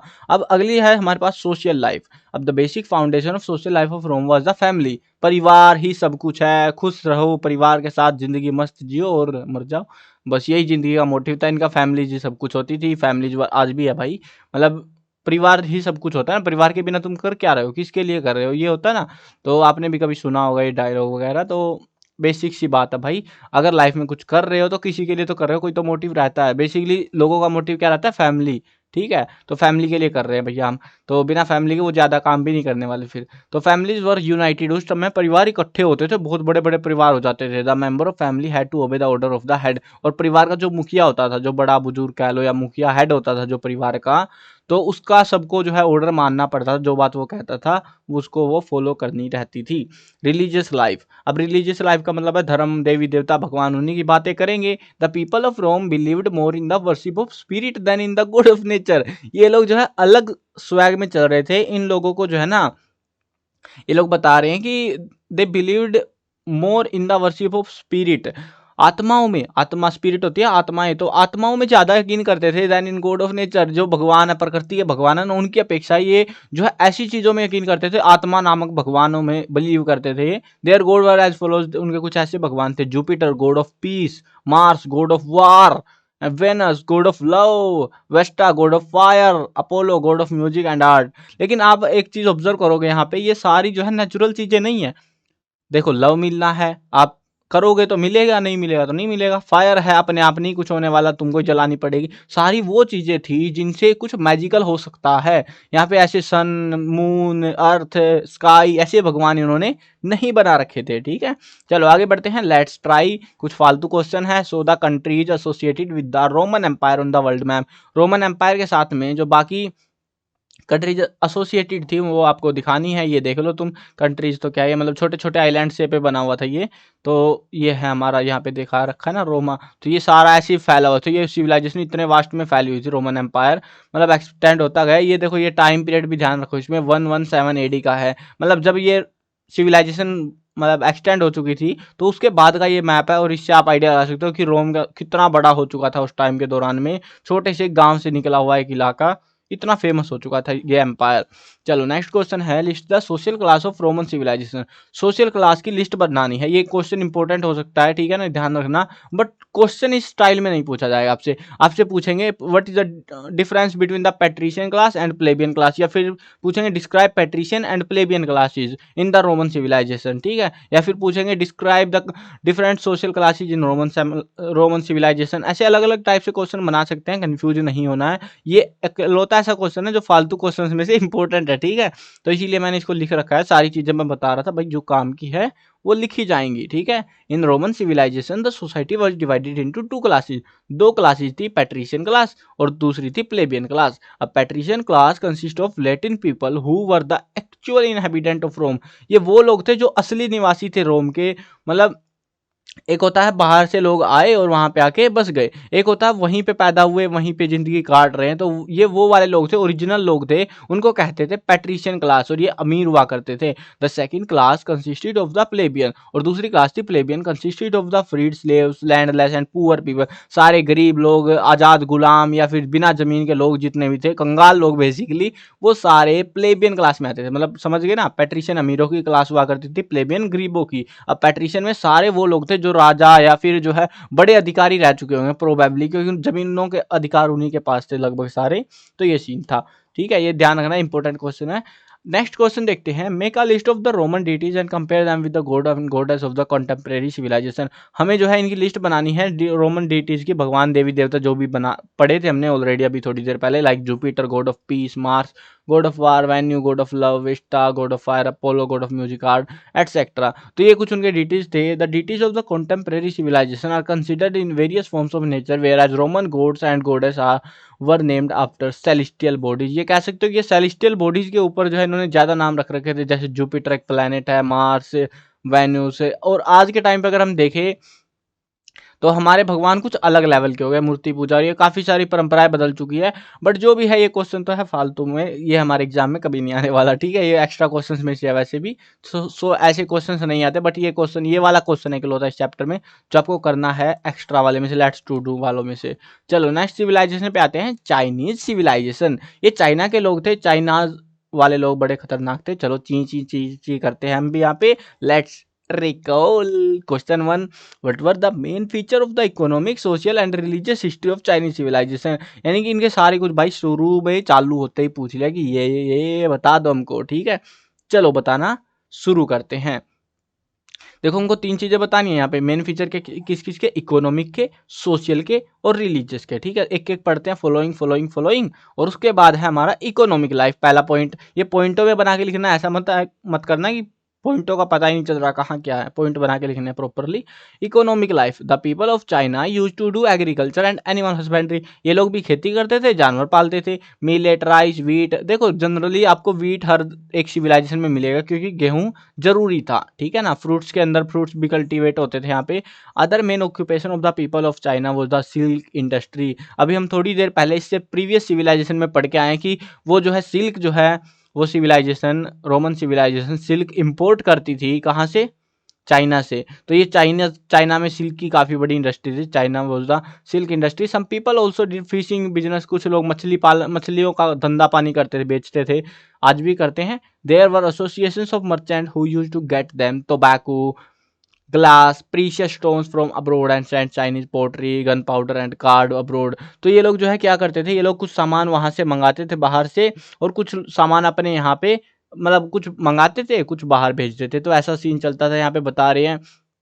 टोबैको, ग्लास, प्रीशियस स्टोन मतलब कि कीमती पत्थर, ये सारी चीजें तो बाहर से मंगवाते थे ये लोग, इनको जरूरत थी, नशेड़ी थे यार, तंबाकू चाहिए था इनको तो। And send Chinese pottery, gun powder and card abroad, ये सारी चीजें जो है, कार्ड होता है, ये ताश होते हैं ना जो रम्मी वाले ताश, वो वाले, उनकी बात हो रही है। तो ऐसी चीजें वो बाहर भेजा करते थे उस टाइम पे, ठीक है। चलो आगे बढ़ते हैं, दूसरी लाइफ है सोशल लाइफ। अब अकॉर्डिंग टू द चाइनीज पानकू, ये पानकू एक व्यक्ति था, उसने जो है उसके अनुसार बताया जाता है the creator of the world, जिसको माना जाता है created 4 classes of the society, यानी कि इसने जो है माना जाता है कि ये पानकू जो है उनका भगवान रहा होगा, और मानते हैं कि इसने जो है समाज के अंदर, संसार के अंदर 4 क्लासेज बनाई थी समाज की। The first class was of the mandarin that included scholar, teacher, person with higher education. मतलब पहली क्लास किसकी थी? मैंड्रियंस की थी, जिसमें पढ़े लिखे लोग थे सारे बेसिकली, जिसमें scholar, teacher, person with higher education थे। The second class was the farmer, दूसरी क्लास थी फार्मर्स की। The third class was the artisan and the fourth class was of the trader, और फोर्थ क्लास व्यापारियों की थी। ऐसी 4 क्लासेज जिन्होंने बना रखी थी। The joint family system was prevalent in China, और यहाँ पे जो है जॉइंट फैमिली वाला सिस्टम चलता था, मतलब बड़े बड़े परिवार यहाँ पर भी होते थे। रिलीजियस लाइफ के अंदर देखते हैं किन किन भगवानों की वो लोग पूजा करते थे। द स्कॉलर ऑफ चाइना वो वर मोनोथेटिक एंड द पीपल वर पॉलीथेटिक। ये देखो, ये कमाल की बात है। द स्कॉलर ऑफ चाइना, जो पढ़े लिखे लोग थे, समझदार लोग थे, वो मोनोथेटिक्स थे, मतलब कि एक ही भगवान की पूजा करते थे, जबकि लोकल लोग थे वो बहुत सारे भगवानों की पूजा करते थे। दे वर्शिप्ड नेचर, वो प्रकृति की पूजा करते थे। अब जैसे कि देखते हैं गॉड ऑफ स्काई यांग कहते थे उसको, अब चाइनीज नाम भाई ऐसे ऐसे ही मिलेंगे तुमको। तो god of sky Yang, the god of wind and hearth Chin were the main ones, ये कुछ मेन भगवान हुआ करते थे उनके। The Chinese were also superstitious, यानी कि ये चाइनीज लोग जो है ना, मतलब अलग तरीके की ताकतों में बिलीव करते थे, लाइक भूत प्रेत जादू टोना वो चीजें, उनको कहते हैं सुपरस्टिशियस, यानी कि अद्भुत शक्तियां कह सकते हो तुम, उनमें यकीन करते थे। They believed in the ghost, bad omen, witchcraft, ऐसी चीजों में ये बहुत मानते थे ये लोग। अपशगुन हो गया, बैड ओमेन होता है अपशगुन होना, ठीक है, विच क्राफ्ट जादू टोना, आत्मा प्रेत, इन चीजों में सब में ये विश्वास करा करते थे। बहुत ज्यादा खतरनाक टाइप के लोग हो चुके थे, मतलब हो सकता है चाइना से भारत में टपक गए हो ये लोग, ये मान्यता इनकी। चलो आगे बढ़ते हैं। नेक्स्ट क्वेश्चन है, what type of provincial government system was prevalent in the China civilization, यानी कि यहाँ पे पूछ रहे हैं हमसे कि प्रोविंशियल गवर्नमेंट सिस्टम, यानी कि जो प्रांत वाला सिस्टम था चाइना के अंदर, वो कैसा था, वो हमें एक्सप्लेन करना है। देखो, 2 और 3 हिंस ग्रुप ऑफ विलेजेस, यानी कि ऐसे जैसे आपका गांव है, बहुत सारे गांव मिलकर एक तहसील बनाते हैं ना, तो वैसे ही जो है यहाँ पे भी था 2 और 3 हिंस, यानी कि ग्रुप ऑफ विलेजेस होते थे, 2-3 गांव के समूह, मतलब ऐसे ऐसे समझो तुम, 1-2-3 ऐसे कुछ ये गांव है, ठीक है, 2-4 गांव, मतलब एक हिन है ये हमारा, ये क्या है, एक हिन है। ऐसे कई सारे हिन मिलके जो है, 2 या 3 हिन मिलके जो है एक फू बनाते थे, विच वो सिमिलर टू अ प्रोविंस, और इसको हम कहते थे प्रोविंस। जैसे ये बेसिकली हमारे डिस्ट्रिक्ट होते हैं ना, बहुत सारे डिस्ट्रिक्ट मिलके क्या बनाते हैं, एक स्टेट बनाते हैं, वैसे ही उस टाइम पे डिस्ट्रिक्ट को हिन कहते थे, और जो स्टेट बनता था उसको फू कहते थे। अब द प्रोविंस, आप बोलोगे नाम अजीब अजीब क्यों लग रहे हैं हमको, क्योंकि भाई ये चाइनीज नेम्स हैं। The province were also cold सैंग, और जो प्रोविंस थे जिनको हम फू कह रहे थे, उनको बेसिकली उस टाइम पे सैंग के नाम से भी जाना जाता था। There were small villages and town whose administration was run by a जज एंड अ गवर्नर। यहाँ पे कुछ अलग गांव, मतलब छोटे गांव भी होते थे, कस्बे भी होते थे, जिनका एडमिनिस्ट्रेशन और रन बाय अ जज एंड अ गवर्नर, एक जज होता था, एक गवर्नर होता था, और वो वहाँ का जो है पूरा मैनेजमेंट सिस्टम चला के रखते थे। दे वर अपॉइंटेड बाय द एम्परर, वो किसके द्वारा अपॉइंट होते थे, राजा के द्वारा। राजा के बिना कुछ नहीं होना भाई कहीं पे भी। डिस्क्राइब इन डिटेल, डिटेल में हमें को ये डिस्क्राइब कर दो भाई। चलो देखते हैं क्या क्या बताना है। Give an account of the political, social, religious, economic life of Chinese civilization. भाई इतने ठाली हो गए हैं, ये बोल रहे हैं कि चलो यार क्वेश्चन बन नहीं रहे, बनवा देते हैं हमको तुम्हारे जबरदस्ती। देखो अभी थोड़ी देर पहले हम क्या पढ़ के आए हैं, क्या पढ़ के आए हैं भाई, चाइना की इकोनॉमिक, सोशल, रिलीजियस हिस्ट्री, है ना। 3 चीजें हम इनकी लाइफ या हिस्ट्री कह सकते हो, ये दोनों सेम ही चीज है। अब ये 3 चीजें हम ऑलरेडी पढ़ के आए हैं, और यहाँ पे इन्होंने क्या पूछ लिया हमसे, political, social, religious, economic life, same same to same point है, बस पॉलिटिकल एक्सप्लेन ऐड ऑन करना है यहाँ पे। तो देखते हैं पॉलिटिकल के अंदर क्या है। In China the king was called Wang. अब जो चाइना के अंदर जो राजा था उसको वैंग के नाम से जानते थे, वांग कहा जाता था उसको। ही वॉज द सुप्रीम जज एंड द प्राइस, वो पादरी भी होता था और सुप्रीम जज वही होता था। He was also a dictator, और वो साथ में एक तानाशाह होता था, वो अपनी मर्जी का मालिक होता था, मतलब राजा ही होता था। डिक्टेटर कह रहे हैं बस, कठोर राजा कह लो तुम उसको, ठीक है। People consider him as their father and worshipped him as a son of god. अब यहाँ पे जो लोग थे ना, आम जनता जो थी, उसको अपने पिता की तरह मानती थी राजा को, और साथ में उसको भगवान का बेटा समझती थी, क्योंकि उसने इतनी बड़ी राजगद्दी हासिल करी। लोगों के लिए अजीब सी बात थी ये, लोग मानते थे कि भगवान ने इसको दी है ये चीज, तो उसको सन ऑफ गॉड माना जाता था। उसको जैसे इजिप्शियन सिविलाइजेशन थी, या फिर जो है अलग सिविलाइजेशन के अंदर कुछ एक में हमने पढ़ा था कि वो इक्वल टू डिटीज थे, वो इक्वल टू गॉड थे, बट यहाँ पे सन ऑफ गॉड माना जाता था इनके राजाओं को। Wang has constituted the council of minister for the administrative work. अब उन्होंने मिनिस्टर्स बना रखे थे, मंत्री संतरी, जो कि सारा काम करते थे मैनेजमेंट का। There was also an executive council of 6 member. यहाँ पे एक 6 लोगों की एक अलग से सभा होती थी, such as public service committee, goods and finance committee, ritual and festival committee, war and defence committee, punishment and justice committee, public welfare committee. ऐसी 6 कमेटियां, 6 काउंसिल्स इन्होंने बना रखी थी। अब सबके काम अपने अपने थे, जैसे कि तुम समझोगे वॉर और डिफेंस कमेटी, इनका काम क्या था, लड़ाई में दंगे में रोकना या पिटवाना किसी को, वो काम। अब राइटुअल एंड फेस्टिवल कमेटी, त्योहार, तीज त्योहार जो है उनको मनाने में जो जो रिक्वायर्ड जो भी चीज़ें चाहिए वो मैनेज करना। अब ये गुड्स एंड फाइनेंस कमेटी, सामान की कमी ना हो, ज़्यादा ना आ जाए, वो बेचना खरीदना, वो सारा इनका मैनेजमेंट। ऐसे अलग अलग कमेटियाँ इन्होंने बना रखी थी। There were small villages and towns whose administration run by जज एंड गवर्नर। और यहाँ पे छोटे गांव भी होते थे जिनको कौन मैनेज करता था, जज भी और गवर्नर भी। अब दे वर अपॉइंटेड बाय द वैंग, ये वैंग या फिर कह लो किंग, तो राजा के द्वारा इनको सारों को अपॉइंट किया जाता था।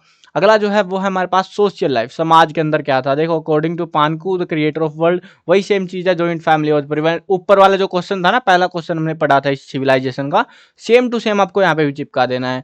रिलीजियस लाइफ, अब रिलीजियस लाइफ के अंदर क्या था, वही भगवानों की पूजा करते थे, वही आत्मा प्रेत जादू टोना बिलीव करते थे, वही सेम टू सेम यहाँ भी चिपका दो भैया। इकोनॉमिक लाइफ के अंदर क्या है, इकोनॉमिक के अंदर वो क्या करते थे क्या नहीं, खाना पीना धंधा पानी, तो वही तंबाकू पबाकू मंगाते थे, खेती बाड़ी करते थे, तो वही सेम चीज ऊपर वाले क्वेश्चन की इधर भी चिपका देनी है आपको, ठीक है, समझ गए ना। अब इसको एक्सप्लेन मैं इसीलिए नहीं कर रहा क्योंकि ऑलरेडी एक्सप्लेन कर दिया ये चीजें, तो बार बार एक्सप्लेन करने के टाइम पास नहीं करना मेरे को, है ना। वैसे भी वीडियो काफी बड़ी हो चुकी है। लेट्स ट्राई टू डू, चलो कुछ करने की कोशिश करते हैं भाई, कुछ करके देखते हैं, हम भी जादू टोना कर लेते हैं इनके साथ बैठ के। List and show the major rivers on the map that played a role in the rise of Chinese civilisation. यहाँ पे आपको कुछ नदियों के नाम बताने हैं जो कि मतलब जिन्होंने मेजर रोल प्ले करा था सिविलाइजेशन, इस सिविलाइजेशन के दौरान, जिन्होंने मतलब डेवलपमेंट हुई जो सिविलाइजेशन की, उनके नदियों के नाम बताने हैं। तो कुछ मेन नदियाँ ये थी, सिक्यांग, हांग हो और वांग हो, तो ऐसी कुछ नदियाँ थी उस टाइम पे। अब ये जो है मैप में अगर आपको भरनी है, गूगल पे ढूंढो भैया या टीचर से पूछ लो, काम तो वैसे भी एग्जाम में आने नहीं वाला ये क्वेश्चन, तो ठीक है, जो आपका मन करे कर लो इस क्वेश्चन के साथ। अगला क्वेश्चन देखते हैं, compare the salient feature of the Confucianism and the Buddhism. अब यहाँ पे जो है कन्फ्यूशियस जो है एक व्यक्ति था, उसने जो है कन्फ्यूशियनिज्म लिखा हुआ है जो यहाँ पे, और एक था बुद्धिज्म यानी बौद्ध धर्म, और कन्फ्यूशियस जो दर्शन थे, धर्म थे, वो शायद नेक्स्ट चैप्टर में हमें जानने को मिलेगा इन दोनों के बारे में अच्छे से। तो इनके बारे में हमको एक्सप्लेन करना है, इनके फीचर्स बताने, इनकी क्या विशेषताएं थी। देखो, कन्फ्यूशियस वो जो चाइनीज फिलोसफर, वो एक दार्शनिक था। फिलोसफर होता है दार्शनिक, जो धर्म वगैरह के मतलब ऐसे ज्ञान की प्राप्ति के लिए निकल जाते हैं जो लोग, तो कन्फ्यूशियस वही था। According to him goodness is our natural quality of man and their qualities is obtain from the god. अब यहाँ पे इनके अनुसार क्या बताया जाता था, गुडनेस जो है मतलब कि भलाई जो है नेचुरल होती है, नेचुरल क्वालिटी होती है कि कोई भला करना चाहता है, कोई ऐसे पापी लोग होते हैं, तो ये जो अच्छा इंसान है ना, वो अच्छाई जो है उसके शुरुआत से होती है, और वो क्वालिटी भगवान ने उसको दे रखी है। Buddhism does not believe in God, Buddhism नहीं मानता था कि भगवान वगैरह कुछ होते हैं। And the authenticity of the Vedas, और ऑथेंटिसिटी थी, प्रमाणिकता थी जो वेदों की, उसको नहीं मानता था। He places great emphasis on the non violence and protection of the animal. उसने बिलीव करा, क्योंकि देखो एक्चुअली में समाज के अंदर उस टाइम पे क्या चल रहा था, सेक्रीफाइसेस चल रहे थे बहुत सारे, मतलब सेक्रीफाइस का मतलब है बलि दी जाती थी जानवरों की। जबकि महात्मा बुद्ध का ये मानना था कि ये बकवास है सब, भगवान के चक्कर में जानवरों को क्यों मार रहे हो तुम। तो उन्होंने नॉन वायलेंस यानी कि लड़ाई दंगे या मार कटाई, उससे जो है वायलेंस होती है मतलब ऐसे हिंसा, तो उन्होंने अहिंसा के ऊपर बल दिया, and protection of the animals, और जानवरों को बचाने की कोशिश की थी, ठीक है। चलो अगले क्वेश्चन पे आते हैं, माया सिविलाइजेशन, मतलब क्वेश्चन बोल रहा हूँ, अगली सिविलाइजेशन पे बेसिकली। अब ये जो सिविलाइजेशन है ये हमारी लास्ट सिविलाइजेशन है, अब इसके बाद कुछ नहीं है भाई, खत्म हो जाएगा चैप्टर। लेट्स रिकॉल, छोटे छोटे क्वेश्चन है इसमें, तो चलो देखते हैं, पढ़ते हैं, आओ जाने सीखते हैं इनको। In which area did the Maya civilization spread, ये सिविलाइजेशन जो है कहाँ से कहाँ तक फैली थी। The civilization was spread in modern, क्या नाम है भैया तेरा, ये है ग्वाटेमाला, ठीक है, ग्वाटेमाला, और ये जो है बेलीजे, साउथ ईस्ट के अंदर Mexico, and the western region of the Honduras and the El Salvador, ये कुछ इलाके थे वहाँ के, तो उधर तक ये फैली हुई थी ऐसे properly. Which is consider the best era of the Maya civilisation. ये थोड़ा सा इंपॉर्टेंट मार्क कर लेना, 1 मार्क्स में आ सकता है प्रोबेबली, ठीक है। तो ये बेस्ट एरा कौन सा था माया सिविलाइजेशन का, 500 बीसी से लेके 1000 BC is considered the best era of the Maya civilisation. ये जो टाइम पीरियड था इसको बेस्ट टाइम पीरियड माना जाता है माया सिविलाइजेशन के अंदर, ठीक है। चलो नेक्स्ट क्वेश्चन देखते हैं, लेट्स कंसीडर। और वही बड़ा सा एक क्वेश्चन जो कि हमेशा से आता आ रहा है, जिसके अंदर पूरा चैप्टर पूरी सिविलाइजेशन एक्सप्लेन करनी पड़ जाती है, political, economic, religious and social life of Maya civilisation. Maya civilisation के बारे में बता दो भैया, ठीक है। चलो देखते हैं, बताते हैं। पॉलिटिकल लाइफ पढ़ते हैं पहले, फॉलोइंग फॉलोइंग फॉलोइंग, एंड उसके बाद आती है political life. In the Maya civilisation the head of the states were known as real man और द हाल्च यूनिक। अब यहाँ पे जो है बताते हैं, जो हेड होता था उनका स्टेट का, जो मैनेजमेंट का या फिर जो भी कंट्रोल कर रहा था उनको, जो हेड होता था उसको जो है रियल मैन के नाम से जानते थे, असली पुरुष कहते थे उसको, एंड द हेलेक यूनिक या फिर हेलेक यूनिक के नाम से भी उसको जानते थे। His position was the hereditary, उसकी जो पोजीशन थी ना, जो राजा राजपाट या अधिकार जो थे वो हेरिडेटरी थे, यानी कि वंशानुगत थे। अगर राजा मतलब अधिकारी मर गया, उसका बेटा जो है वो उस पोजीशन पे आ जाएगा, वैसे वाला राजपाट वाला सिस्टम था एक तरीके से। Helek was considered a cosmic and the supernatural representative of the unique state. अब ये जो यूनिक स्टेट थी, ये शहर था इनका, जो इलाका था उसका जो है, ये इसको मानते थे अद्भुत ताकतें हैं इसके पास, है ना। There were chieftains of their cities under him called batabob. और जो भी शहर या जो भी इलाके उसके अंदर में आते थे उनको जो है उसको क्या कहते थे, बाताबोब कहते थे। मतलब बेसिकली जैसे ये एक तरीके से कह लो, ये एक ऐसे बोल सकते हैं एडवांस सिविलाइजेशन नहीं थी, एक कबीला टाइप में जैसे जंगलों में रहते हैं ना, वो सिविलाइजेशन थी। और जो मतलब मुखिया होता था, सरदार जिसको कहते हैं, तो उसको जो है बाताबोब कहते थे, हेड को बाताबोब कहा जाता था, ठीक है। बाताबोब वाज इन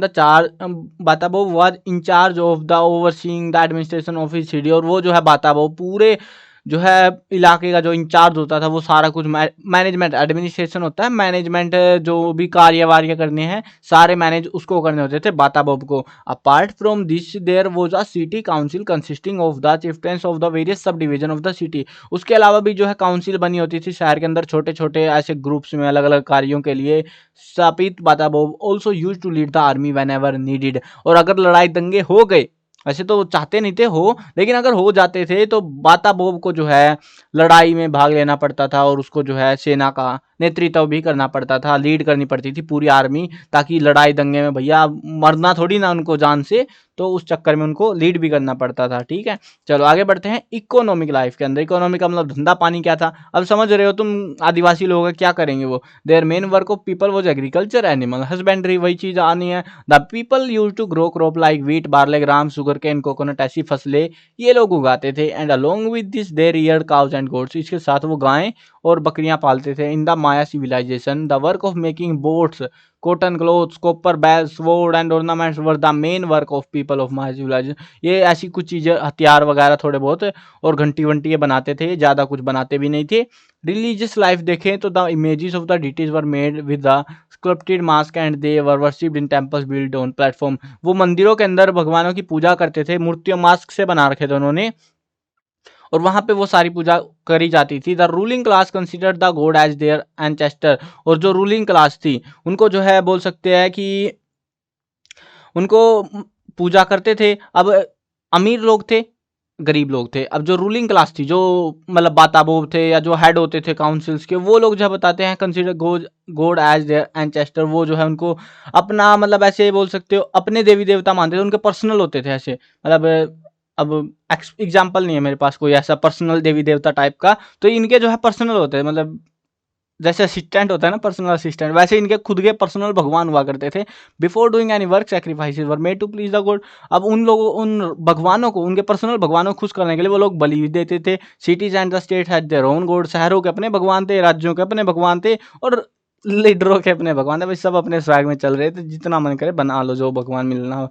चलो आगे बढ़ते हैं। Social life Maya civilisation, Maya people constructed wide roads which were called the sacbe and the sacbeob. अब ये जो है ना, ये इन लोगों ने बड़ी चौड़ी चौड़ी सड़कें बनवाई, जिनको नाम क्या दिया, स्केबोब या स्केब, ऐसे कुछ नाम से उनको जाना जाता था। The houses of the former and ordinary people were made of mud which were cold ना।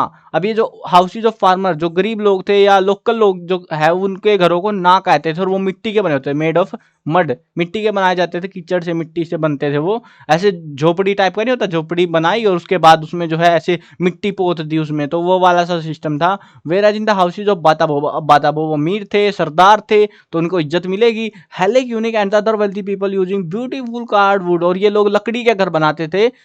जो अमीर लोग थे और जो गरीब लोग थे वो घास फूस के घर बनाते और मिट्टी से उसको लीप दिया करते थे। तो ऐसा सिस्टम उनके घरों का, उनकी जिंदगी का था। मेरे को नहीं लगता इस सिविलाइजेशन में से कुछ आएगा ढंग का, मतलब ऊपर अगर कुछ, रुको मैं बता देता हूँ। ये क्वेश्चन देखो, ये वाला क्वेश्चन कर लेना, इसमें से बाकी कुछ भी नहीं है भाई आने का, इसमें फालतू सिविलाइजेशन है बिल्कुल, कुछ डेवलपमेंट कुछ भी नहीं करते थे खास तौर पे, इसलिए एग्जाम में नहीं पूछेंगे। चलो, mark the places associated with the Maya civilisation on the map of America. तो मैप पे मार्क कर लो भैया, करना है तो कर लो, ढूंढ लो, टीचर से पूछ लेना, गूगल से पूछ लेना। Compare the Mayan calendar with the Sumerian civilisation. अब माया वालों ने अपना कैलेंडर बना रखा था, सुमेरियन सिविलाइजेशन ने अपना कैलेंडर बना रखा था, इजिप्ट वाले अपना कैलेंडर बना के बैठे थे। सबके कैलेंडर में अब यहाँ पे हमसे 2 कैलेंडरों की कंपैरिजन पूछिए, अगर चाहो तो कंपेयर कर लेना। वो प्राचीन बात है, प्राचीन कैलेंडर है, समझ में वैसे भी नहीं आने वाले, तो मैंने स्किप मार दिया, ठीक है, एग्जाम में भी नहीं आने वाले। तो ये थे आपके इस चैप्टर से टेक्सचुअल क्वेश्चन, जो कि बहुत बड़ी ही वीडियो बन गई है, लेकिन हाँ यार, एक ही वीडियो में निपटा दिया मैंने।